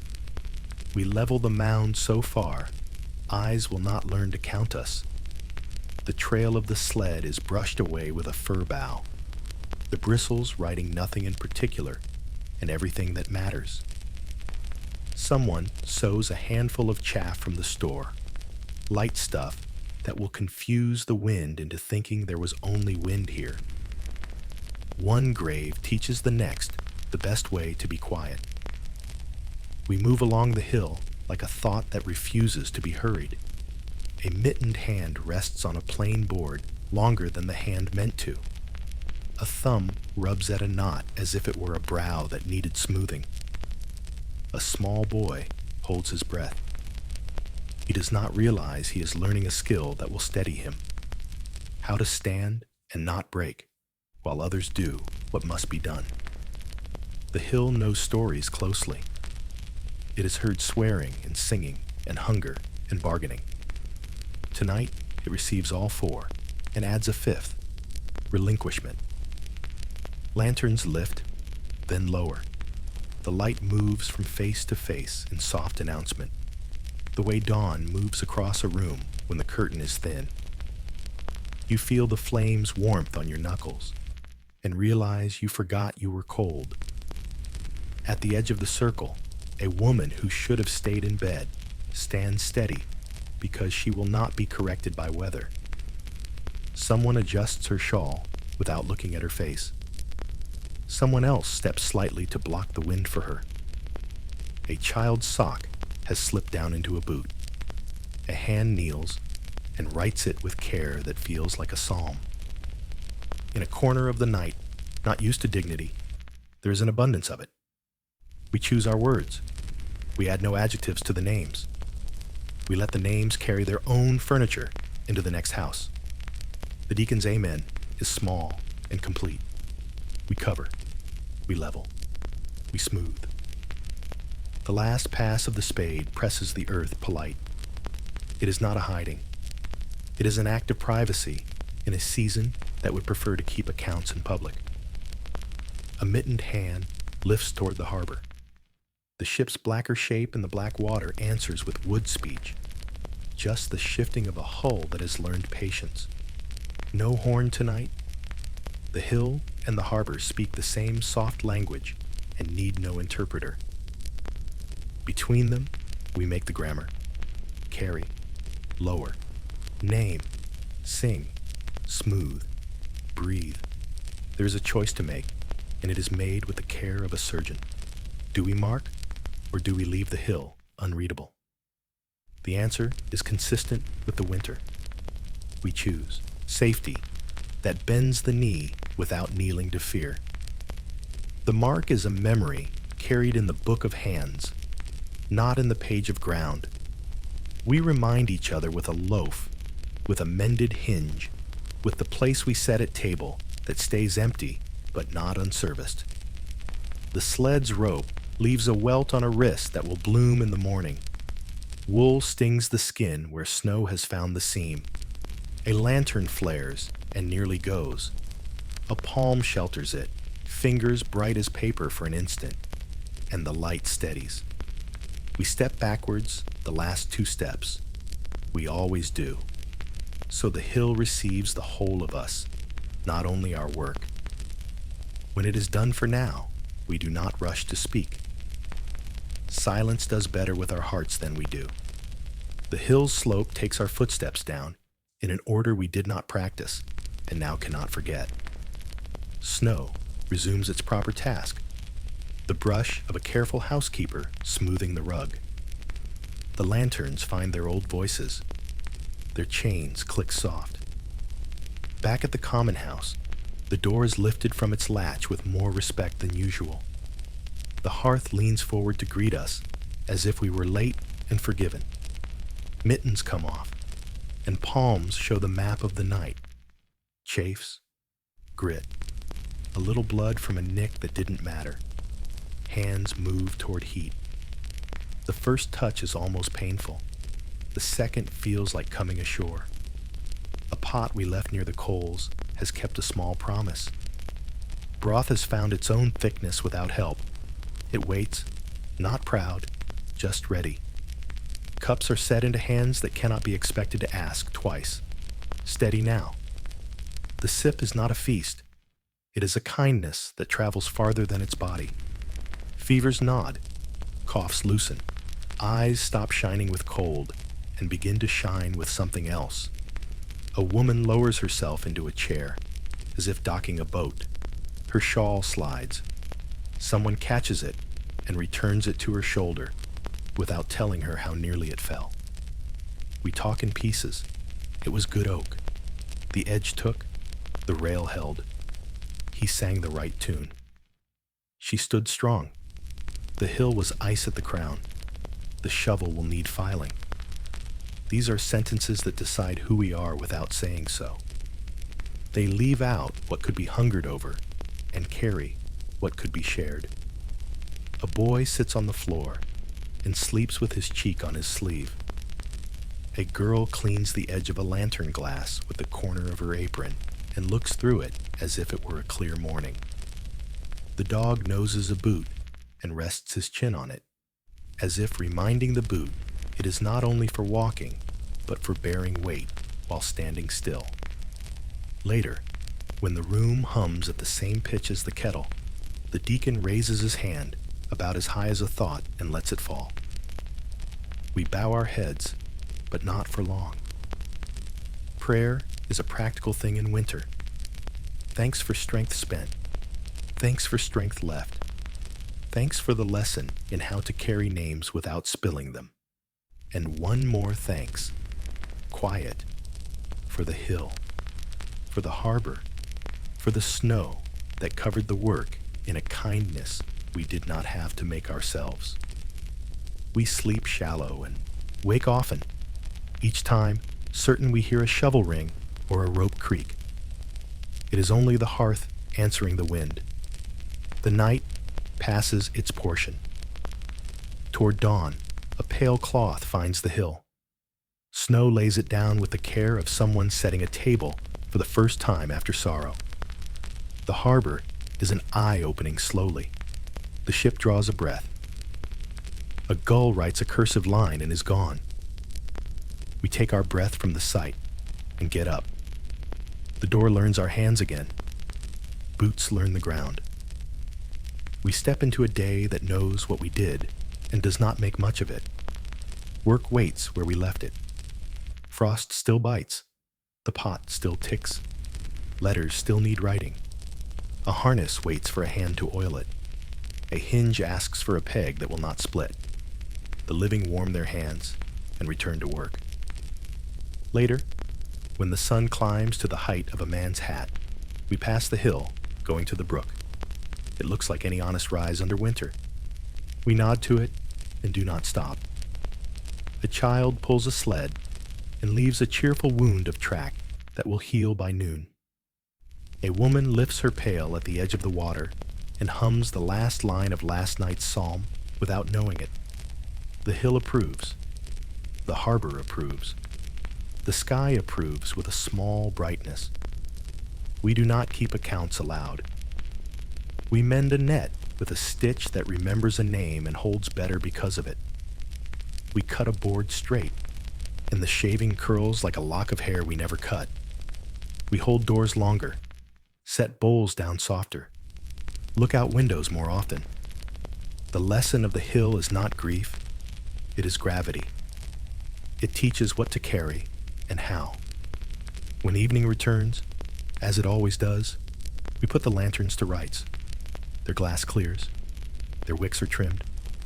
They are set near the door to be found if the night asks again. We do not dread the asking.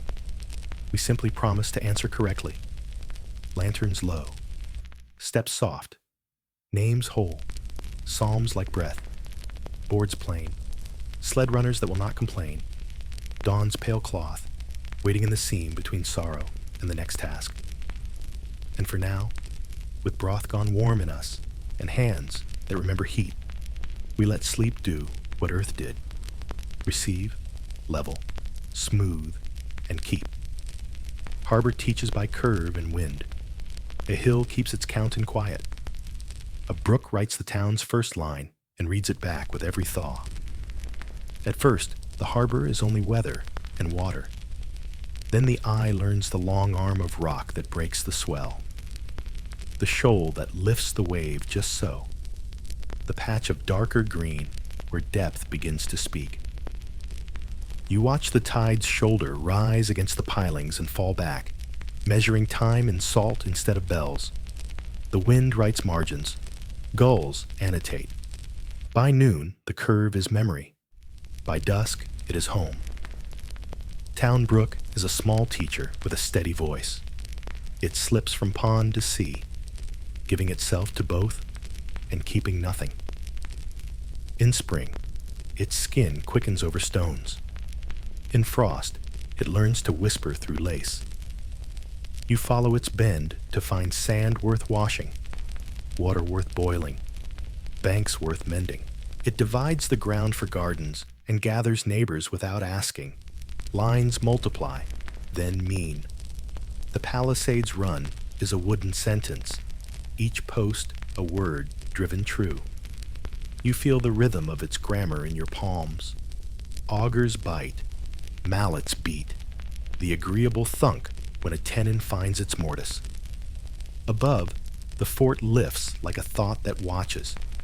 A platform, a rail, a handful of iron quiet as snow until it isn't. From there, the harbor's curve becomes a diagram you can read by hand. Cole's Hill keeps its quiet watch without blinking. In daylight, it is just a patient slope between town and tide. In moonlight, it feels older than both. You pass its foot with a nod you don't announce. Landmarks ask for manners too. Maps begin as conversations with wood. A board accepts a knife point and becomes a coast. You score a harbor's arc, prick the brook's bright thread, hatch a palisade in tidy strokes. A hill is a thumbprint, a fort a square with a dot for a door. The knife snags a knot, and the knot becomes a rock you'll avoid. You hang the board near the hearth. Smoke curls to it sometimes and makes the sea look fog-soft, which is right.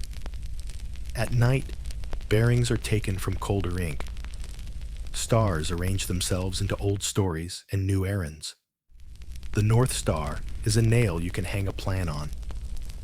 Pleiades carry their small spill of light just where you expect them. Orion shoulders his belt and makes a true east if you're patient. You step outside and set yourself to the sky the way a carpenter sets a post to a plumb, then sleep easier because the roof of the world held. A deer path becomes an English lane by invitation, not demand. You learn where moccasins chose to move, where roots twist and a boot should step light, where a log fallen long ago makes a dry footbridge after rain. The path knows shade and prevailing wind, knows where snow recedes first, knows how to climb without tiring. You widen it enough for a sled and leave the rest as wisdom. Morale is a weather inside the ribs. Some days it is a gray sea with no fetch. Others it is blue sky laid on snow like silk on linen. That blue lifts you by the collar back into yourself. Work lightens by a thumb's weight. Words lengthen by a syllable. The fort's rise looks less like a task and more like a promise. Someone hums without meaning to. Someone answers. There is a practical challenge in every direction, and the map helps decide which hand to raise first. The palisade sags where frost heaved a rail. You draw a short line by the hearthboard to remind yourself and pin it with a peg shaped like a star. The brook's bank slumps near the turning. You mark it with a notch and tie a thought to the notch. Wattles, posts, live weave when the sap runs. Supplies thin. You sketch a cod with 2 strokes and know it means line to mend, hooks to check, prayers to keep ordinary. A choice comes with the spring light. Build higher first or dig nearer. The fort wants height. The gardens ask for humility.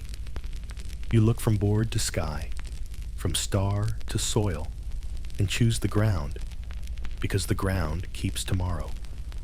The posts for beans become their own small fort, green later, but tall, and the platform can wait a week without jealousy.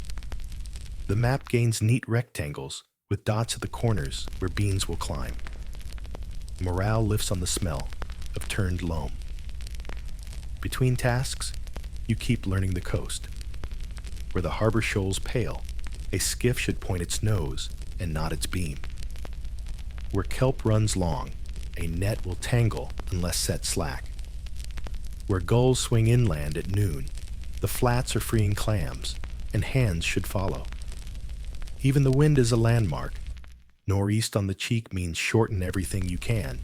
Southwest at back means wash and mend. A soft resolution arrives you don't notice until you breathe slower. The board near the hearth is crowded with scored lines and thumb smudges and tiny letters that stand in for big ideas. F for fort, B for brook, G for garden, R for rock you mustn't forget. You add a star in the upper corner, small and unnecessary. and smile at yourself. You are mapping not just ground, but a season of being held. Children make their own charts under the table with charcoal on scrap. Their harbor bulges comically. The fort sits on a cloud. The deer path loops like a ribbon on a present. Still, their town brook runs from left to right, sluggishly true, and their palisade has more posts than yours, which pleases them. You praise their accuracy solemnly and learn from their confidence.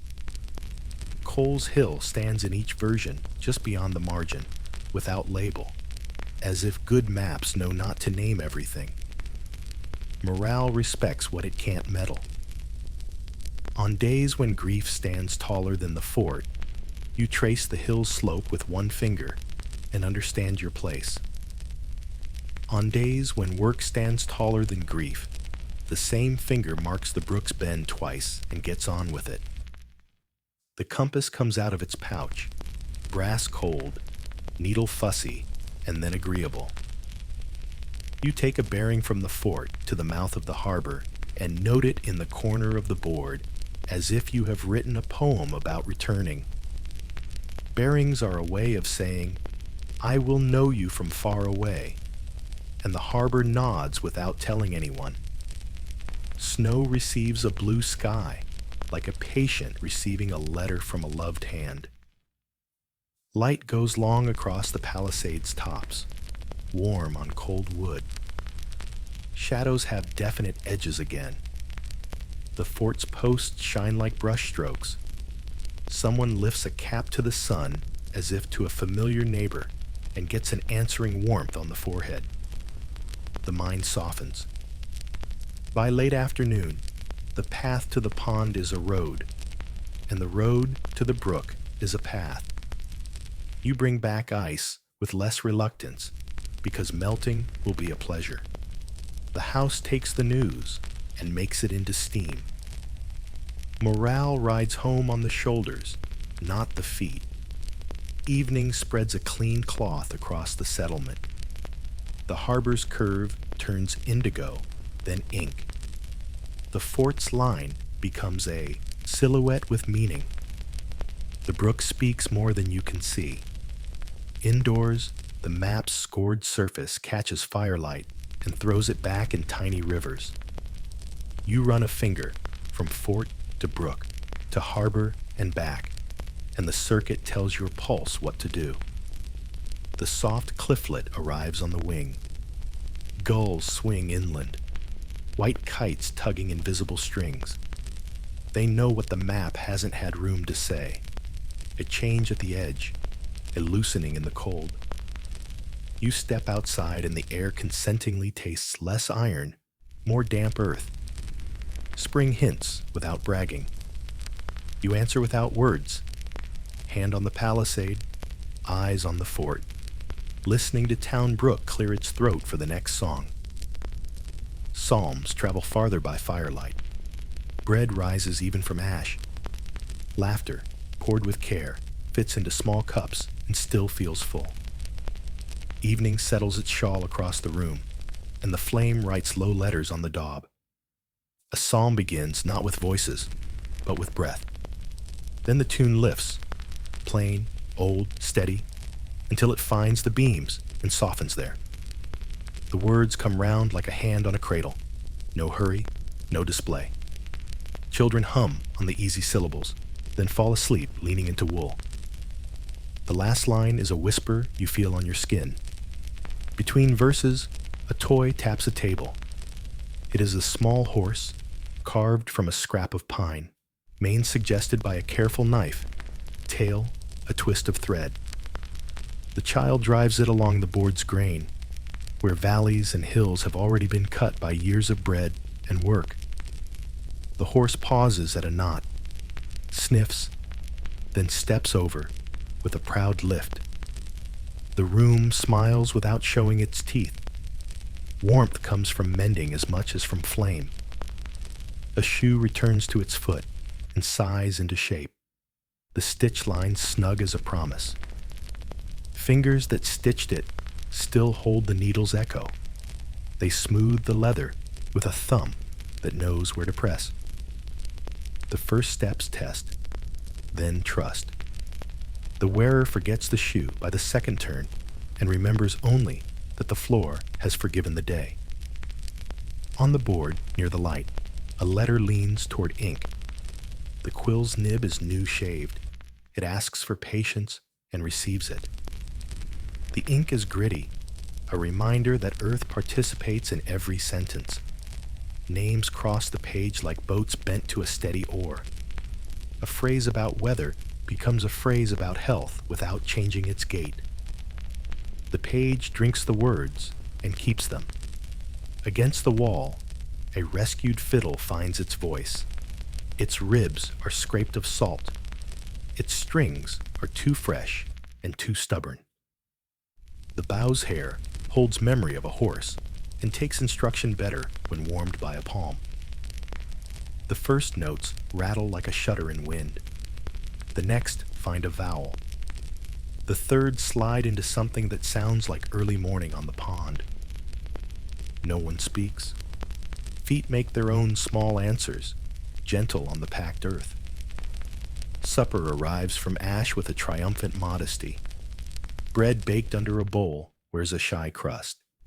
It cracks neatly with a sound that says, yes. Stew built from scraps knows more than it admits. A rind surrendered its last gloss. A sprig gave its one green thought. Bones taught water to carry goodness. Spoons clink on the pot rim with care. A piece of bread ends up being a roof for a spoon, then a raft, then a remembered hand. Jokes are small and sincere. They do not jab, they stir. Someone tells of a hen that laid in a glove, and of the glove's offense at being useful. Someone adds a line about a pig that refused to come head first through a gap until the gap turned its mind around. The laughter is not loud enough to wake the baby. It is bright enough to polish the evening a little. Rituals are tools with tender handles. A verse before bread is not a ceremony. It is a way to set hunger down and lift gratitude. A touch to the lintel on leaving is not superstition. It is a promise to return. The shared silence after a good swallow is etiquette that needs no schooling.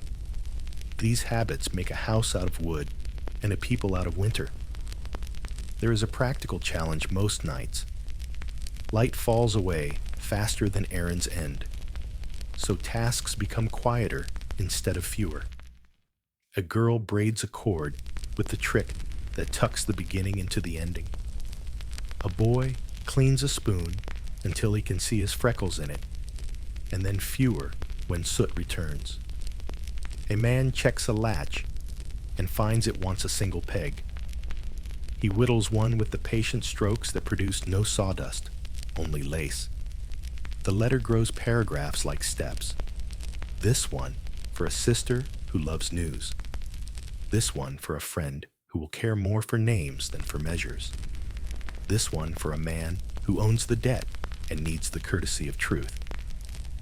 The writer stops, scratches the quill, and begins a new line with, "We are kept." It is enough and not enough, which is how faith works on most days. The fiddle circles back. A tune with no words sees the room is fed and offers a thoughtful walk. It takes each wall by the elbow, nods to each chair, leans down to greet the dog. It pauses above the cradle and plays as if trying to remember the child's name, then gets it right. A second tune steps lively for half a minute and sits down before knees complain. The bow is wiped with a rag that remembers summer shirts. Candles are counted. One spared tonight means one found when a horn next sounds from the ship. Tallow seldom does as it's told. It drips a little and makes a fringe that looks accidental and pretty. The child, caught staring, is handed a wick to hold while it stiffens. He accepts the privilege with a seriousness that lifts him a year. At the door, wool hangs in layers, each a story. A cloak with a repaired tear from the first woodcut, a cap that once belonged to a man who taught a certain knot, mitts pattered by a woman who has found a way to make warmth into ornament. The air near the door is colder, but not unkind. A visitor comes, and from the gesture of the shawl, you know who it is before the face appears. Music pauses for conversation, then becomes it. Talk is not news of distant governments, but of a hinge and a cow and a good harrow, borrowed and better returned. Someone says they saw gulls inland, and the room glows at the idea of spring, the way an ember glows when a bellows looks at it. Plans are made without dates. When the thaw holds, when the ice goes dark, when town brook stops sounding tired, children propose games that do not risk elbows or pride. A slate writes a word, and a smaller hand guesses it by reading the wrist as much as the chalk. Hide and seek without hiding. Everyone closes eyes and names what's nearby sound. The pot ticking, the rope creaking where it hangs, the fiddle's case breathing, a mouse deciding against it. Laughter arrives when someone mistakes a shoe for a story. Later, ritual takes the floor again, not grand but steady. A verse that fits in the space between one breath and the next. A hand on the table between them, not to stop anything, just to agree. The psalm does not resolve all matters. It binds them gently and sets them on the shelf until morning. Peace is not perfection. It is permission to sleep with less armor. Bread is wrapped in cloth and set aside for the early hand. The pot is pulled back from the blaze to a wise heat. Embers are kissed with ash and promised dawn. The rescued fiddle is tucked into its case with a napkin of linden scent and thanks. The letter is sanded, folded, and placed where it cannot be forgotten on a day with wind. Shoes line the wall, their toes all pointing toward the door as if they expect good journeys. One pair still damp, where snow had its say, is turned to dry better. A mended pair leans as if proud of its new seam. The smallest pair sticks out its tongue, a lace, and someone tucks it in with a chuckle that survives into sleep. There is a last, small service. A cup of warm water delivered to the hand that lifted a heavier portion. A blanket pulled up for the one who mended past scents. A shawl on the latch for the neighbor who will pass by early. None of these are called charity. They are called as we do. The room learns the benediction of ordinary grace. It is not an anointing. It is a series of nods. Thank you, loaf. Thank you, light. Thank you, tune. Thank you, stitch. Thank you, word that went across water. Thank you, breath that went in and came out and did its work. A last look at the fire finds it low and confident. Shadows fold themselves properly. The toy horse sleeps on its side, already halfway to pasture. The letter, sealed, waits like a small boat at slack tide. You blow the candle and feel the warmth of the room, stand up and stay. Sleep comes as a custom. It begins the same way each night and ends the same way each morning. Between, there is room for a dream in which the psalm's last line keeps walking. The bread keeps rising, the fiddle keeps deciding, and the laughter pours without spilling. And when morning opens the door, the rituals will be waiting where you left them, asking nothing more than the kindness of being done again. Inventory is a whisper, not a shout. A lid lifts. A nose reads salt and emptiness. A palm tilts a keg and listens to the hollow. A sound that makes plans change their shoes. In the corner, a tally stick receives a notch thin as a winter reed. We walk softer after, because numbers notice footsteps. Biscuit speaks first. gritty, and light. Weevils have written their own small script in the flour. It is sifted out with patience, and a blessing that forgets no one, not even pests. The meal remaining is clean enough, if boiled, if stirred, if watched. A spoon finds the corners so nothing scorches. The nose approves when the steam turns from dull to honest. Powder is weighed like a promise. The horn's hiss tells enough to the ear trained for it. Thrice checked. Stopper, seam, shoulder. No recklessness at the pan, no pride at the muzzle. A measure is set aside for drill, another for need, a third for the wish that will not be humored unless tomorrow smiles. Nails leave their old work. Crates surrender, clenched iron with a groan that sounds like memory. We draw them straight over the anvil's horn. Return them to usefulness with taps that say, again, rather than still. Hinges are reforged, a door's argument settled by heat and water, by soot and song. The pin slides true. The latch thanks both hands. Cloth is currency with a tender face. A cloak cut down to clouts looks like loss until a brow is cooled, a child wrapped, a sprain bound neat. The fringe becomes wicks. The hem becomes patches. The patches become a story winter will listen to and nod. Pride learns to sit on the bench beside thrift and share a bowl. Store versus need is not a brawl. It is a weighing. In one pan, the future's seed. In the other, the present's fever. The scale wants truth, not speeches. We split the difference down the length of a long look, and the room accepts the fairness that pinches equally. A man leaves with less than he hoped, more than he feared, and a loaf finds his hand at the door, because justice without kindness is only arithmetic. We vote with raised fingers, not raised voices. The captain bows to the number. The governor writes it down without hedging. Tonight, the rule is thin the portion, spare the stock. Tomorrow may choose another wisdom. No one pretends the rule is sweet. It is only necessary, and the taste of necessary is easier with broth. Tools return to service rather than waiting for new. A helve is shaped from ash. Draw knife, whispering long truths down the grain. A wedge is seated with a note that says, stay. The edge learns water and stone. The hand learns the feel of enough. When the axe bites and doesn't chatter, the day's first argument is won before breakfast. Fuel has its own ledger. Billets are stacked where the roof does not drip. Bark down, hearts up. The grand log is spared for the coldest counsel. The meaner sticks do noble work and do not complain. Sparks are counted the way steps are, counted in a dark loft. You don't need to see to know when you've reached safety.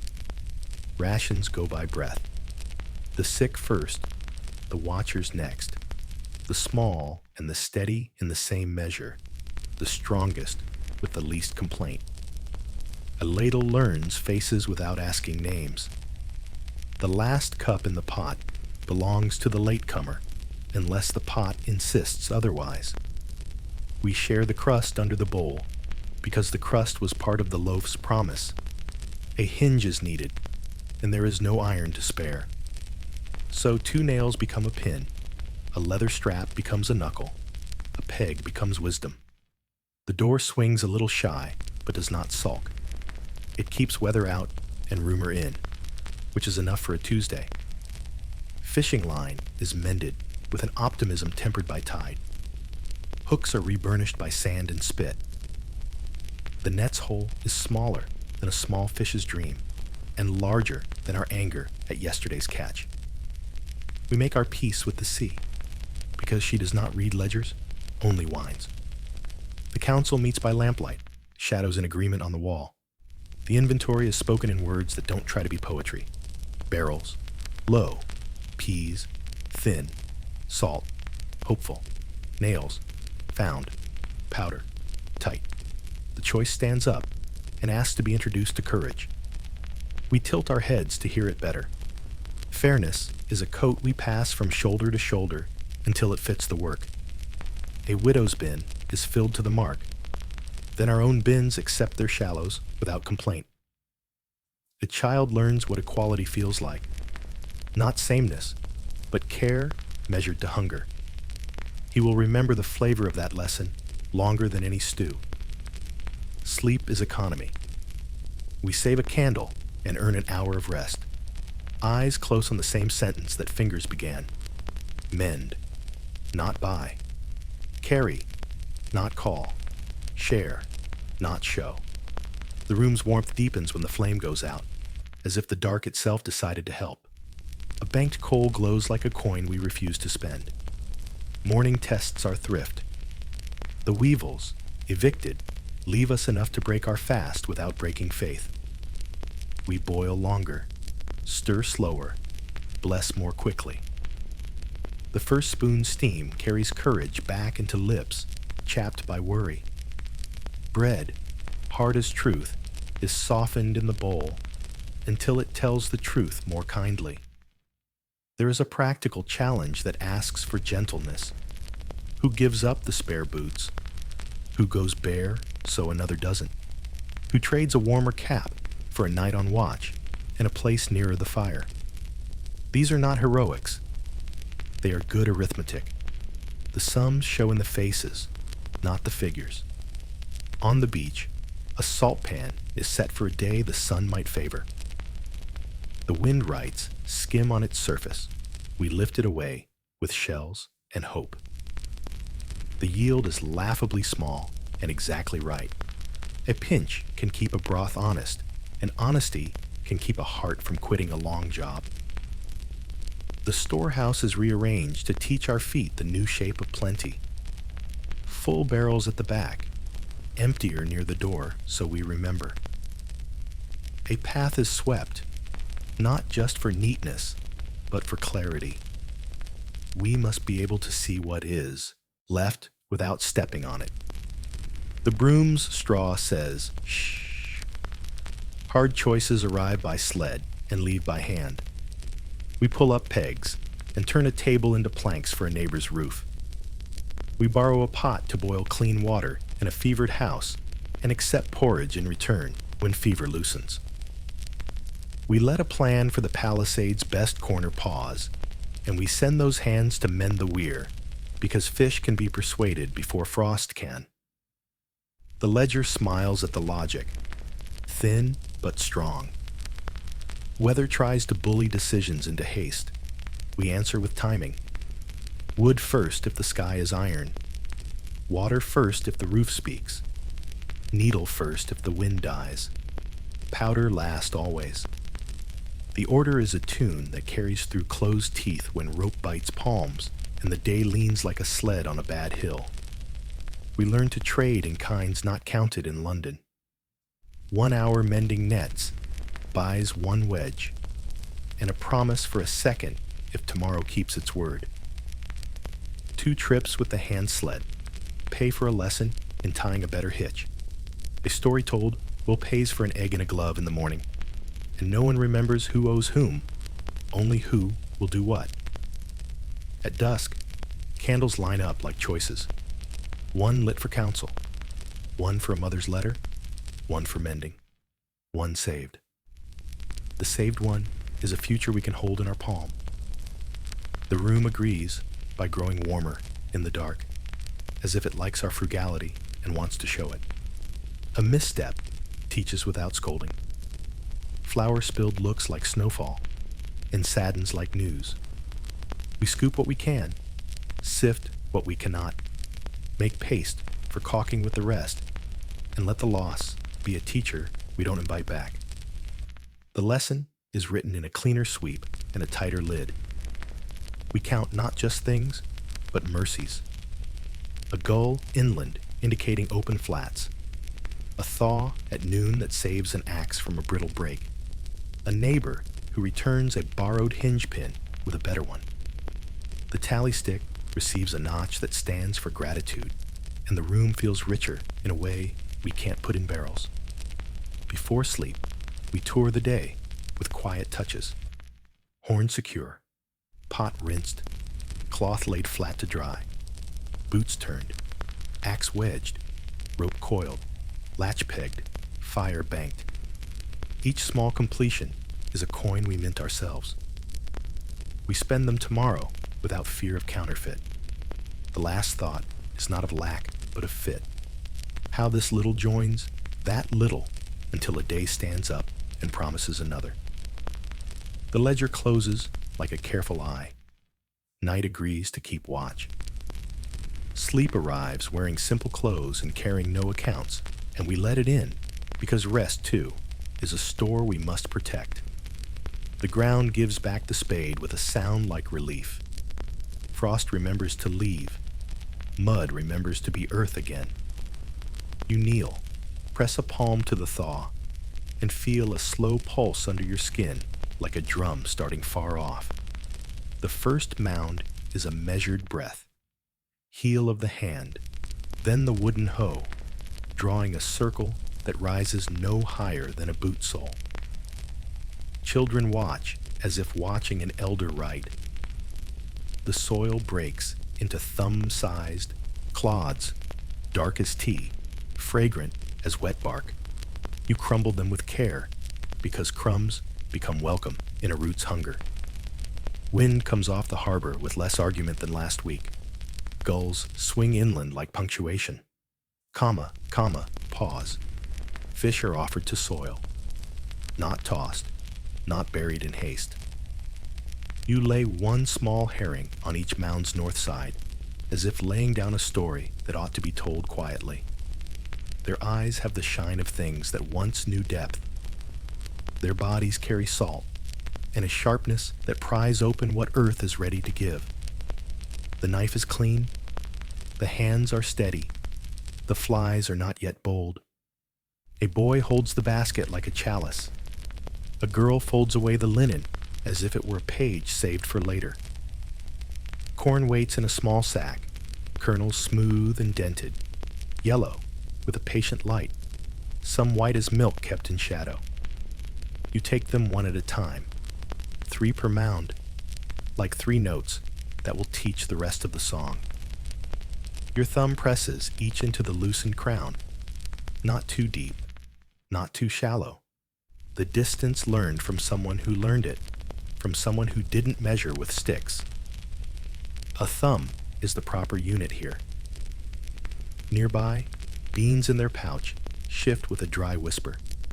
Squash seeds keep their secret oil. They will follow when the corn stands tall enough to be a ladder and a friend. The plan is braided like rope. One strand rises, one twines. One spreads its hand to shade and keep thirst from closing the door. You say the plan aloud to the children, and then say nothing else, because the plan must hear itself to be real. Words find a place on packed earth where feet have already agreed to stand. Figures emerge from the tree line with the quiet of those who know when to arrive. Fur wraps shoulders. Beadwork carries small fires. Our hands empty, our palms open, our weapons sleeping out of reach, not because we are without them, but because we are with each other. A basket is set down, woven tight, smelling of sweet grass and last season's sun. We set ours down, bread wrapped in a cloth that has worn a baby and a bowl in its time. The 2 baskets rest side by side, as if resting were an idea both understood. Obligations are named, not in a single language, not in a single breath. A man touches his chest, then the ground, then the horizon.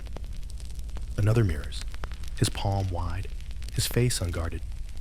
A string of shell beads, wampum bright as moon pieces, passes one way. A knife whose edge is honesty and care passes the other. There is no haste and no theatrical pause. The pace is the pace of understanding. A name is spoken, one for a sachem, one for our governor, both carried on the wind for the hill to hear and keep. We agree on paths. We're not to hunt. We're not to fence. We're to bring news before it grows teeth. Excess words would bruise this moment. We keep them in our pockets. A middle space is made between doorways. It is not a square to own. It is a path to share. A child toddles into it and then back without being corrected. That is how we will know if we remember the agreement later. An old man from their side points at the mounds and speaks. Our interpreter, careful and humbled by the job, says the soil wants warmth before thirst, and the fish should greet the seed not as a blanket, but as a neighbor. We nod, grateful to be instructed by a land's first grammar. The palisade climbs, while green spears, not yet visible, make up their minds. Hands lift posts. A maul kisses tenons into mortises with a low, repetitive amen. Ropes stretch. Wedges listen. The line straightens until it pleases even the eye that is always slightly disappointed. A ladder's rung complains and is reassured with a peg. The platform collects its weight without boasting. Above, a small iron waits, pointing at sea and land both. A last word if first words fail. We prefer first words. The day gives us 3 challenges, no more, no less. The first, a seam of clay that stays sullen when spaded. We could wrestle it, we do not. We move the mound one pace, then another, till soil yields to this address rather than our insistence. The second, a gust from nowhere that tries to lift the hat from the sachem's head, and the governor's too. Both men smile, both hands reach, hats restored without embarrassment. The third, a child's small hand takes 4 kernels instead of 3. We ask her to place one upon the fish, not into the earth yet, and she does. And the fish takes it without complaint, and a new speech is made inside the old pattern. It will be told later in a kitchen, and it will be kind. Beans are counted, squash are counted, corn is counted. The counting is not a greedy act. It is gratitude taught to be precise. We plant in a slow circle, elders and children weaving around like a low dance. A woman hums a tune that does not require words and is improved by work. Sweat comes, familiar and not yet bitter. The harbor lays a gleam across its shoulder in the afternoon and looks inland to see if we noticed. We did. At the edge of the planting, a circle on the ground is smoothed, and gifts stand in it. A pot of ash for seeds to be dipped in, a precaution and a blessing. A bundle of willow for the day when fever returns, but we would prefer it not to. A skin of fish oil to talk to the soil in its own tongue if it forgets to recognize fish. Our neighbors nod, a yes you can hear. Etiquette is a tool that lasts longer than iron. The pack deepens with small instructions, traded like bread at table. We learn to watch for a blade of corn's first crook, how it takes its hat off to the sky, and then puts it on again if the night is cruel. We are taught to press 3 fingers around a new sprout to firm its courage without tightening its breath. We show the way, we notch the palisade's posts to shed rain, and hands from both sides feel the notch, and both sets of thumbs approve. The sun climbs, and then decides to be generous. Shadows shorten. The smell of turned loam rises to meet a noon that is not yet hot, only wide. A bowl passes, hominy thickened and friendly, ash cakes warm, salt fish gladly less. Our guests sit when we sit, and we laugh when a dog dances for a piece of bread he pretends he has never tasted in his life. The sachem's man speaks a jest we do not fully understand. The gesture carries it. We answer with our own, small and respectful. Laughter builds a plank we will use again. Afternoon returns to work and quiet. We dress the last mounds, draw water in gourds for a first kindness that will not drown small dreams. The palisade's shadow marks time on the dirt like a sundial built by necessity. We use its coolness to store tools temporarily and take them back before the sun entirely forgets us. Help passes both ways across the agreement space. A rope thrown, a bucket steadied, a child lifted out of a hole by hands that are not the mother's and are careful anyway. A choice waits, and we recognize it, push to finish the row before the light fails, or hold the row in our mind and let the day end without greed. We choose the second and discover it is not loss, but investiture. The row will be better for sleeping unmade beside our intention. We smooth the mound's lip and put a stick there to remind our morning hand who it promised to be. In dusk schooling, the harbor lies down like a well-fed animal. The fort's silhouette becomes less a threat than a posture.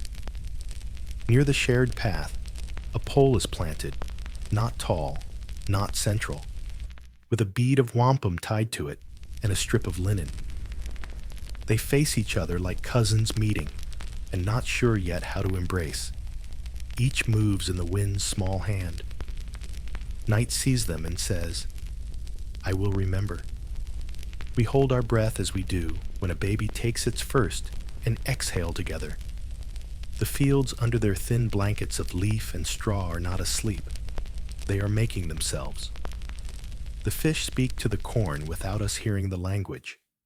Worms pull the world from one depth to another. It is all happening whether we fret or not. The pact includes trust in what is unseen but not unknowable. A prayer at the end of the day is often the same as the one at the start, and always a little different, because the day taught something. Tonight, it thanks for the thaw, and the neighbors, and the 3 seeds that will, if allowed, smooth our children's ribs from inside. It asks for rain that is not rude, and sun that is sober. It asks for the palisade to stand and never be needed for what it was built for, and yet be respected for the lesson it holds. Sleep comes with dirt in the fingernails and fish on the cuffs, and it is a good sleep, not because the day was easy, but because it made sense. Dreams take the shape of mounds, rising, and of a path that stays between doorways and never narrows. One dream is of a green spear, sharp as a quill, pushing a brown eyebrow of earth into the air, and then thinking, yes, I will. Morning, days later now, because time refused to hurry, breaks the back of a cold that wanted to linger like a relative who loves too long. A child shouts without shouting, "Green!" and the whole street tilts its face toward the gardens as if to a new hymn. There they are, first blades, tender and arrogant, pale as new milk against dark brown. We count again, not to own, but to rejoice. 3 here, 3 there, a late one hiding, and then shocking you with its suddenness when you look away. We tend with hands instructed by the pact. We do not flood, we do not fuss, we firm. We shade with palm when a gust tries to teach them humility too soon. We visit at dawn and at dusk because midday belongs to work that throws shadows and insists. We see a raccoon's mischief, and we remedy with a fence of sticks that smells of us and says, "Not this one, friend." The palisade climbs one more course, and then another. Its top is married with a rail that passes the length of the settlement like a low horizon. We stand on the platform and look out, and look in and see the same world from both sides as the pact asked us to do. The iron on the corner smiles quietly under its oiled shroud and stays asleep. Our neighbors come, bringing a gourd of seed that is not for today, but for next cloud or next need. We hand across a hatchet that has known 4 handles and is still called the same name because names matter less than service. Someone shows a way to tie corn leaves so the wind's hand will not play rough. Someone shows a way to carry water in a sling without spilling. Everyone watches everyone with the intent that lifts shame and keeps pride from tripping. A small crisis, a shiny crow, like a judge with no docket, looks at the mound closest to the path and tilts its head. We could throw, we do not. We drape a string with bits of linen that move like moths. We set a child there with a rattle made of shells and beans and tell him he has the day's finest work. He rattles gently and hums and sleeps and wakes and rattles again. The crow, dignified, finds another court. Evenings, we walk the rows with our hands behind us so they don't interfere. We notice the first whirl of a squash leaf, the way it hesitates, then unfurls like a hand holding out a cup to the rain's small change. We mark one plant the children named and watch it extra, not because it deserves more, but because naming is a tie that strengthens both ends. The pact is alive in whistle and sign. A boy running from the edge of the wood where the deer path frays lifts a hand like an egret, and we all know, strangers near and not unfriendly. A man stands at the shared pole and shifts the linen from east to south without untying. The bead moves higher on its thong. The message is simple and multivalent. Wind changed, tide turned, come eat, go rest. We understand none and all, and reply with smoke laid thick, then thin. When the first corn stands as high as a hand's breadth above a boot sole, we lay beans in, not like a tax, but an invitation. They hear and accept and promise to keep company, which is what we required. When the squash's tendril catches the corn's shin, we are glad there is no jealousy. If we allow them to tangle at the base, they share stories of shade and wet and taking turns. Nights are not free of worry. They never are. But worry changes its furniture. Instead of inventory, it is weather. Instead of hunger, it is patience. Instead of numbers, it is the pace of growth. We are not unhappy to trade, though we know a dry wind could still speak rudeness into the field. We lie down and commit to a watch we cannot keep alone. Soil and seed and pact keep it with us. Harvest is a rumor we do not repeat yet. The rumor's voice is a whisper under leaf. It says, see, and we say, not yet, but our eyes betray us by shining. We store what we can today, laughter, instructions, the shape of a thumb pressed into damp earth, the sight of two baskets touching with an ease that makes you forget there was a time they did not. The palisade is now a long, reasonable sentence with a period at each angle. The fort knows its shadow, and it does not throw it on the garden. That is a fact that matters more than most politics. The shared pole at the path keeps its two small flags. Sometimes the bead is above the linen, sometimes the linen higher. Both positions mean we remember to meet in the middle. When the first tassel shows, it is like the town sprouting a new set of thoughts. It waves in the smallest wind and makes a sound like a whisper of silk. Children reach for it and are asked to just look, and they do. And they will tell it to their own children when they are old, the way someone once told them not to trample seedlings, and they learn to tiptoe through joy. At the close of the day that brought green through brown into our common knowledge, we sit on stoops that are not yet worn into shape, and the breath we were holding without knowing is released together, not in a shout, only in a long, relieved yes. Cooperation has seeded the season. Those seeds will ask for water, and we will carry it. They will ask for weeding, and we will bend. They will ask for stories, and we will speak softly in 2 languages and 3, and find they make the same sense under the stars. Night is gentle to honest work. It lays its cool palm on hot brows and makes the edges of tools safe. The mounds shrink back into silhouettes, but they do not disappear. You step around them without seeing, just knowing, as if the garden has entered your feet. In bed, you keep planting with your hands open on the blanket and wake with crescent moons of earth under your nails and the scent of fish and promise on your sleeves. That is right for this time. That is good. And in the morning, before the bell, before the drum, before the watch changes, you walk the row and see a blade that was not there last night, and it lifts your heart like a latch rising easily in a well-oiled door.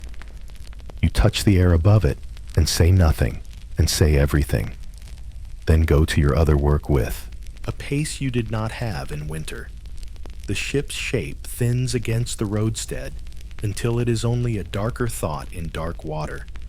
The shore grows larger for its leaving, and lonelier too, like a room after a guest who knew how to listen has stepped outside and shut the door with kindness.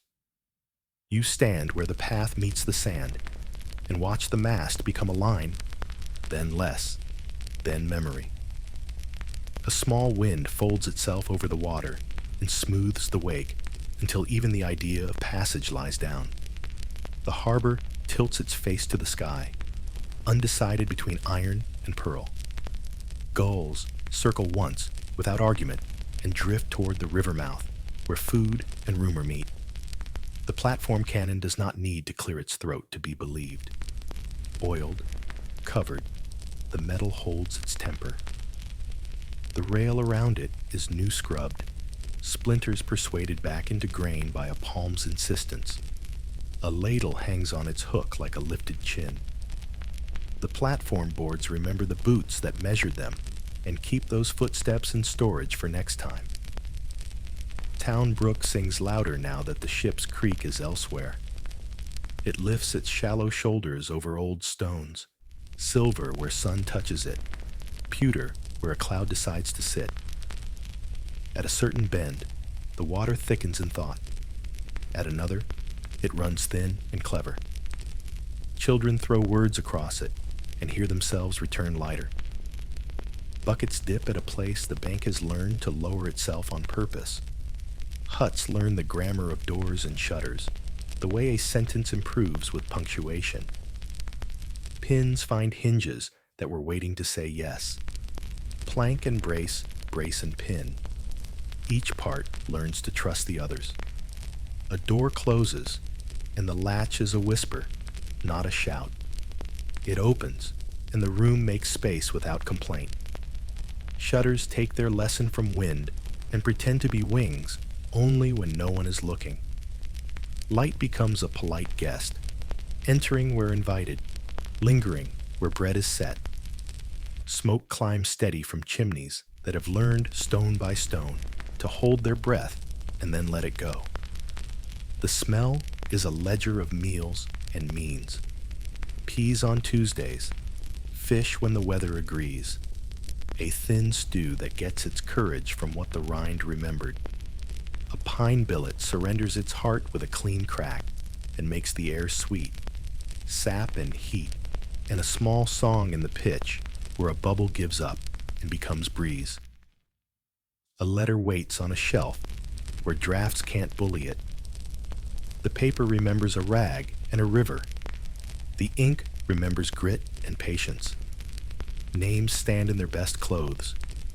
The handwriting walks like a person on a narrow path, but does not stumble. It is sealed with the end of the candle that stayed loyal. The wax cools to a quiet certainty. It will ride in a pocket to the bluff when a sail appears, like a thought someone else finally shared. Until then, it rests, a net full of words, ready to cross. The palisade throws a longer shadow each afternoon and a shorter worry. not because danger is gone, but because proportion returns. Posts stand, with their shoulders square. The gate learns to admit and deny with the same dignity. A peg seats with a wooden kiss and stays. Outside the wall, the garden opens its palms. Inside, tools sleep where they can be found without panic. A practical question comes with the tide. Carry the cannon's powder up once or twice a week, or keep it high always, and let lifting be saved for other burdens. We argue softly, counting stairs and storms. We choose to keep it high, because powder wants to be reminded of weather by sight, not taste. A new rule enters the day. Stairs first for the youngest backs, barrel next for the surest feet, lid tight afterward. The platform nods at our decision. The sky holds. There is another choice near the brook. The bank has slumped where last week's thaw had its say. We can line it with stone, heavy and perfectly obedient, or weave it live with willow and faith. We cut stakes and plant them, tie them to the old roots like a handshake, and let the brook tell us if we got the grammar nearly right. It answers at dusk with a softer edge. Morale travels through town like a weather inside ribs. With the ship going, some hearts lean to the door, out past the harbor's last speech. Others widen to the land, finding a new furniture for courage. We do small things slower and better. A hinge set straight without a curse, a floor swept toward the hearth so ash remembers where it belongs, a bowl dried so its lip looks like a moon on water. On the platform, the watch trades a quiet. The bell is not needed. Boots place weight just where weight belongs. A match cord is dried, and then kept lonely so it will tell the truth when asked. The barrel is wiped with oil that carries the smell of nut and patience. The cannon remains a noun in a sentence we intend to end with a period, not an exclamation. Across the clearing, doors gain numbers, not carved, but remembered. The one with the cheerful shutter, the one with the latch that lifts like a laugh, the one with a nail hammered the wrong way and then forgiven. Paths choose themselves between stoops. These are not English lanes pretending to be. They are foot-standard roads, building themselves from need and nod. The letter on the shelf acquires company, a second, a third. Each is a different weight of hope. One for a mother, not met in years, but met in bread and hands. One for a partner in debt across the sea, words doing the work of coin. One to a cousin who can be told about a child without breaking the world with grief. The wax likes company. Seals learn each other's faces without prying. By midday, the brook and the platform and the smoke converse. The platform says wind is backing. The smoke answers it's found a seam and will wait within it. The brook remarks that today's children learned where to step without being told, which is a kind of inheritance. The town hears and goes on. An afternoon job insists. Shutters that warped in last week's rain. We pull them to the floor. Pack the hinges with flax and grease. Pare the latch until it behaves. Lay the planks in the sun so they can remember their proper length. The work smells of oil and humility. When we lift the shutters home, they settle like a thought that finally found its right word. The ship, still a pin on the horizon in the morning, slides entirely into memory by late day. The roadstead is only water now. The shore feels large enough to hold 3 times as many sorrows and 3 times as many consolations.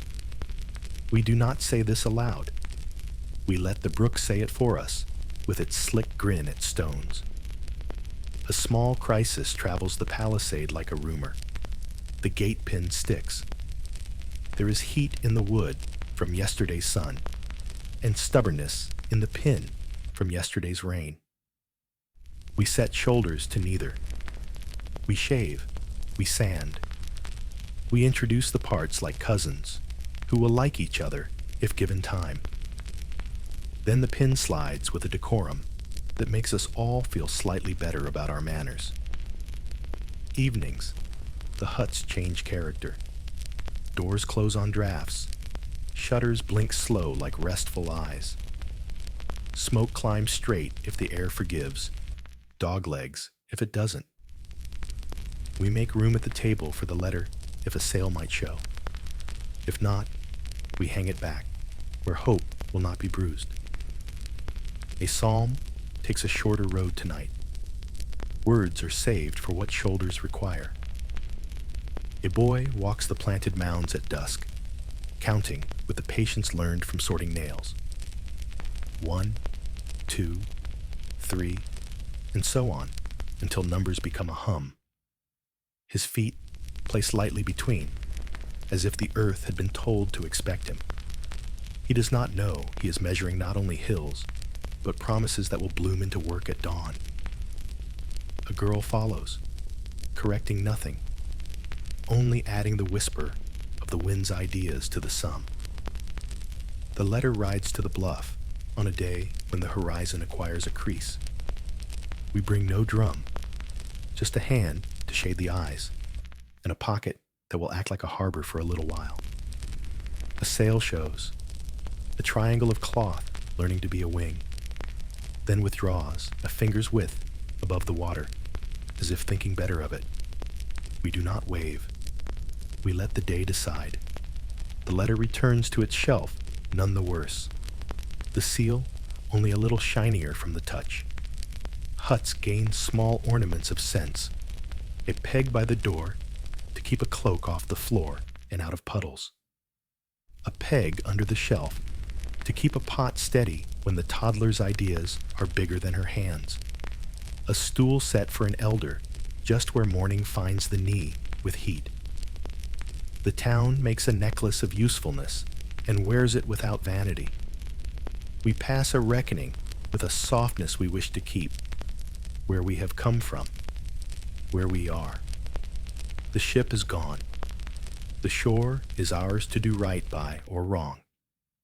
We choose to listen to the brook, and to the hill, and to the morning, that remembers every hinge and asks nothing but the next good swing. The platform speaks only when we go up to greet it. It approves a quiet town with its silent iron.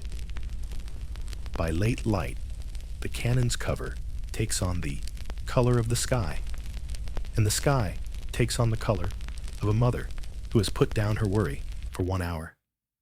The brook's song thins to a thread, then thickens where the bend catches it. Huts exhale bread and ash and a little fatigue. Doors are shut, but not against the world, against the night's small mischiefs. Behind each, voices lower the day onto the shelf beside the letters. You walk the row again, footsteps counting planted hills at dusk, the numbers softer now that leaves show their first bold prongs. The mounds hold warmth and speak it into your boots, which answer by giving it back with interest.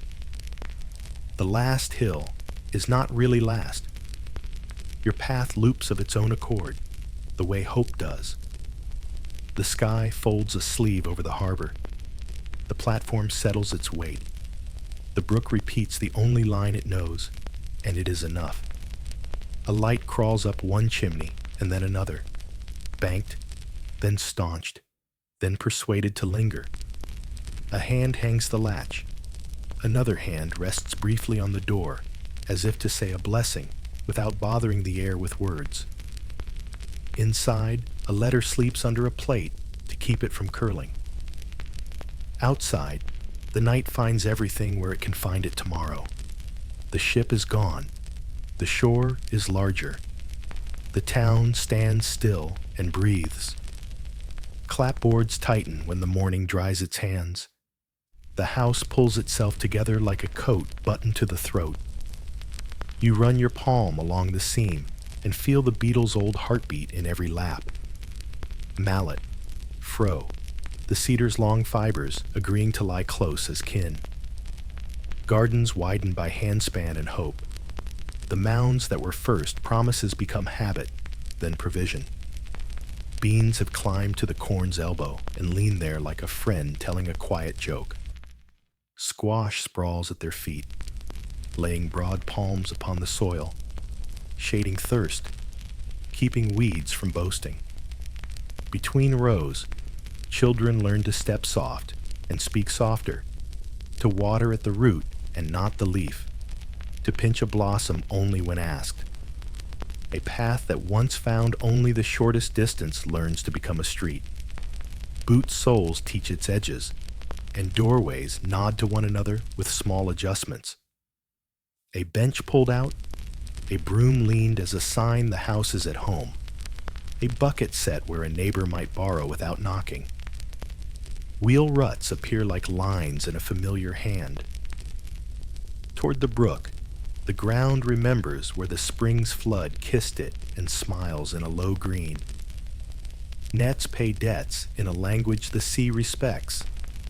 Twine runs through the fingers like patient water. Knots obey because they were taught before they were needed. A morning hall is not a spectacle. It is a ledger, silver darting into quiet numbers, tails thumping their ascent in the trough. A portion goes to the pot, a portion goes to the barrel, and a portion goes to a hand that counts in London.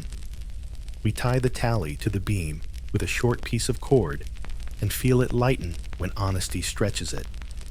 Timber promises futures in stacks that smell of resin and rain.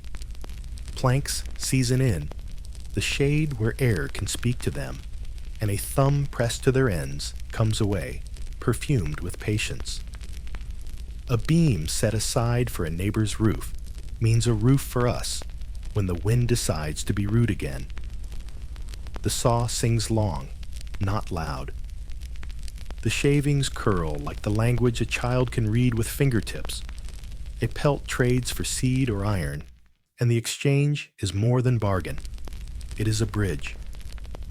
One soft skin, properly scraped and stretched, becomes the weight of a hoe blade in the hand.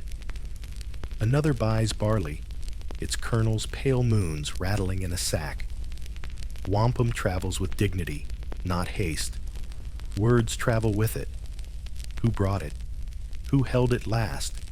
What promise it remembers when hung beside a doorway?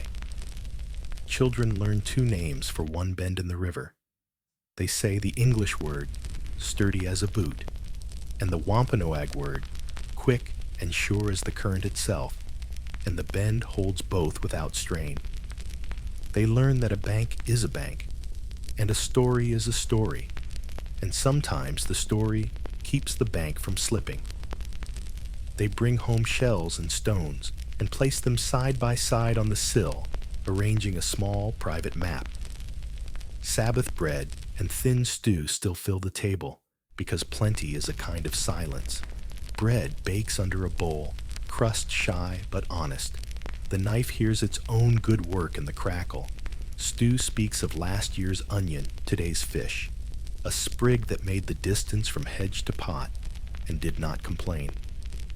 A cup of water, warmed at the hearth, is offered and accepted with a nod that counts as grace. Morning light finds our tools ready. The axe edge winks where oil sat through the night. The adze sleeps with its mouth closed. We begin with whoever woke worried. A seam in a roof, a gate with a stubborn pin, a churn missing its rhythm. There is always something small to set right before breakfast turns fully into day. When the small is mended, the large work no longer looks like a cliff. A practical challenge arrives in the guise of progress. The street wants a ford where carts can cross without sullying the brook's good manners. Stones are moved into a bed that was waiting to learn its shape. Willow stakes are driven to keep the bank faithful. The first cart rolls through with a sound like applause held in gloved hands. We watch from both sides, learning how the wheels speak when they are pleased. A choice follows close behind. Pay a debt now, with all the nets have taught us, or hold back a share to salt down against a leaner moon. We gather by the bench that knows the weight of serious talk. The vote pinches, as good votes do, but it falls to prudence with a slice left over for promise. The letter that rides on the next sail will carry numbers and a sentence that tries to be both honest and kind. The small resolution comes on a wind from the west that flaps the shutters and brings the smell of pine from the stacked boards. We set the payment aside and feel taller, not thinner. We share a loaf with the ones who chose hardest and find the crust breaks easier than expected. Someone says the street feels more like a street when the town agrees on where it is going. Afternoons are full of logistics that sound like music if you step back a little. Rope tension when the ferry pull starts across the river that guards our south. Wheel wedges set for the slope that tried to push last week. A yoke padded where the ox complains. A hoof cleaned where a stone wrote its rude name. Coffee, thin as memory, travels from cup to cup like a rumor that does no harm. Axle grease thickens in the cool and asks for a hand to warm it, and a hand obliges, palm a small furnace. Neighbors bring small joys disguised as errands. A skein of wool at the door with a note that reads, "You will know what to do with this." A pot of sap boiled to syrup that glows like amber in the low sun.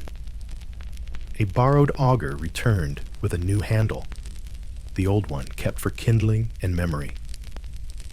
We keep a shelf for riddles the day gives us, and we keep a shelf for answers we owe. Children walk with baskets and find pebbles worth more than coin for how well they fill the bottom, teaching lighter things to sit still. They deliver a message to a house whose fire is shy and return with cheeks stung pink and a piece of ash cake wrapped in a napkin that smells of last year's linden. They wear their errands like medals, quiet and round. Toward the edge of the clearing, where the deer path meets the new street, a post rises with two signs. One carved reads the name we gave. The other, tied in beads and cloth, reads the name the land had already learned. They hang together, moving only when the wind has something worth saying. Travelers pause, touch one, then the other, and go on kinder.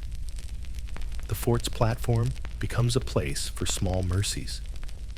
A pair of eyes, with time to spare, watches the horizon while hands mend a strap.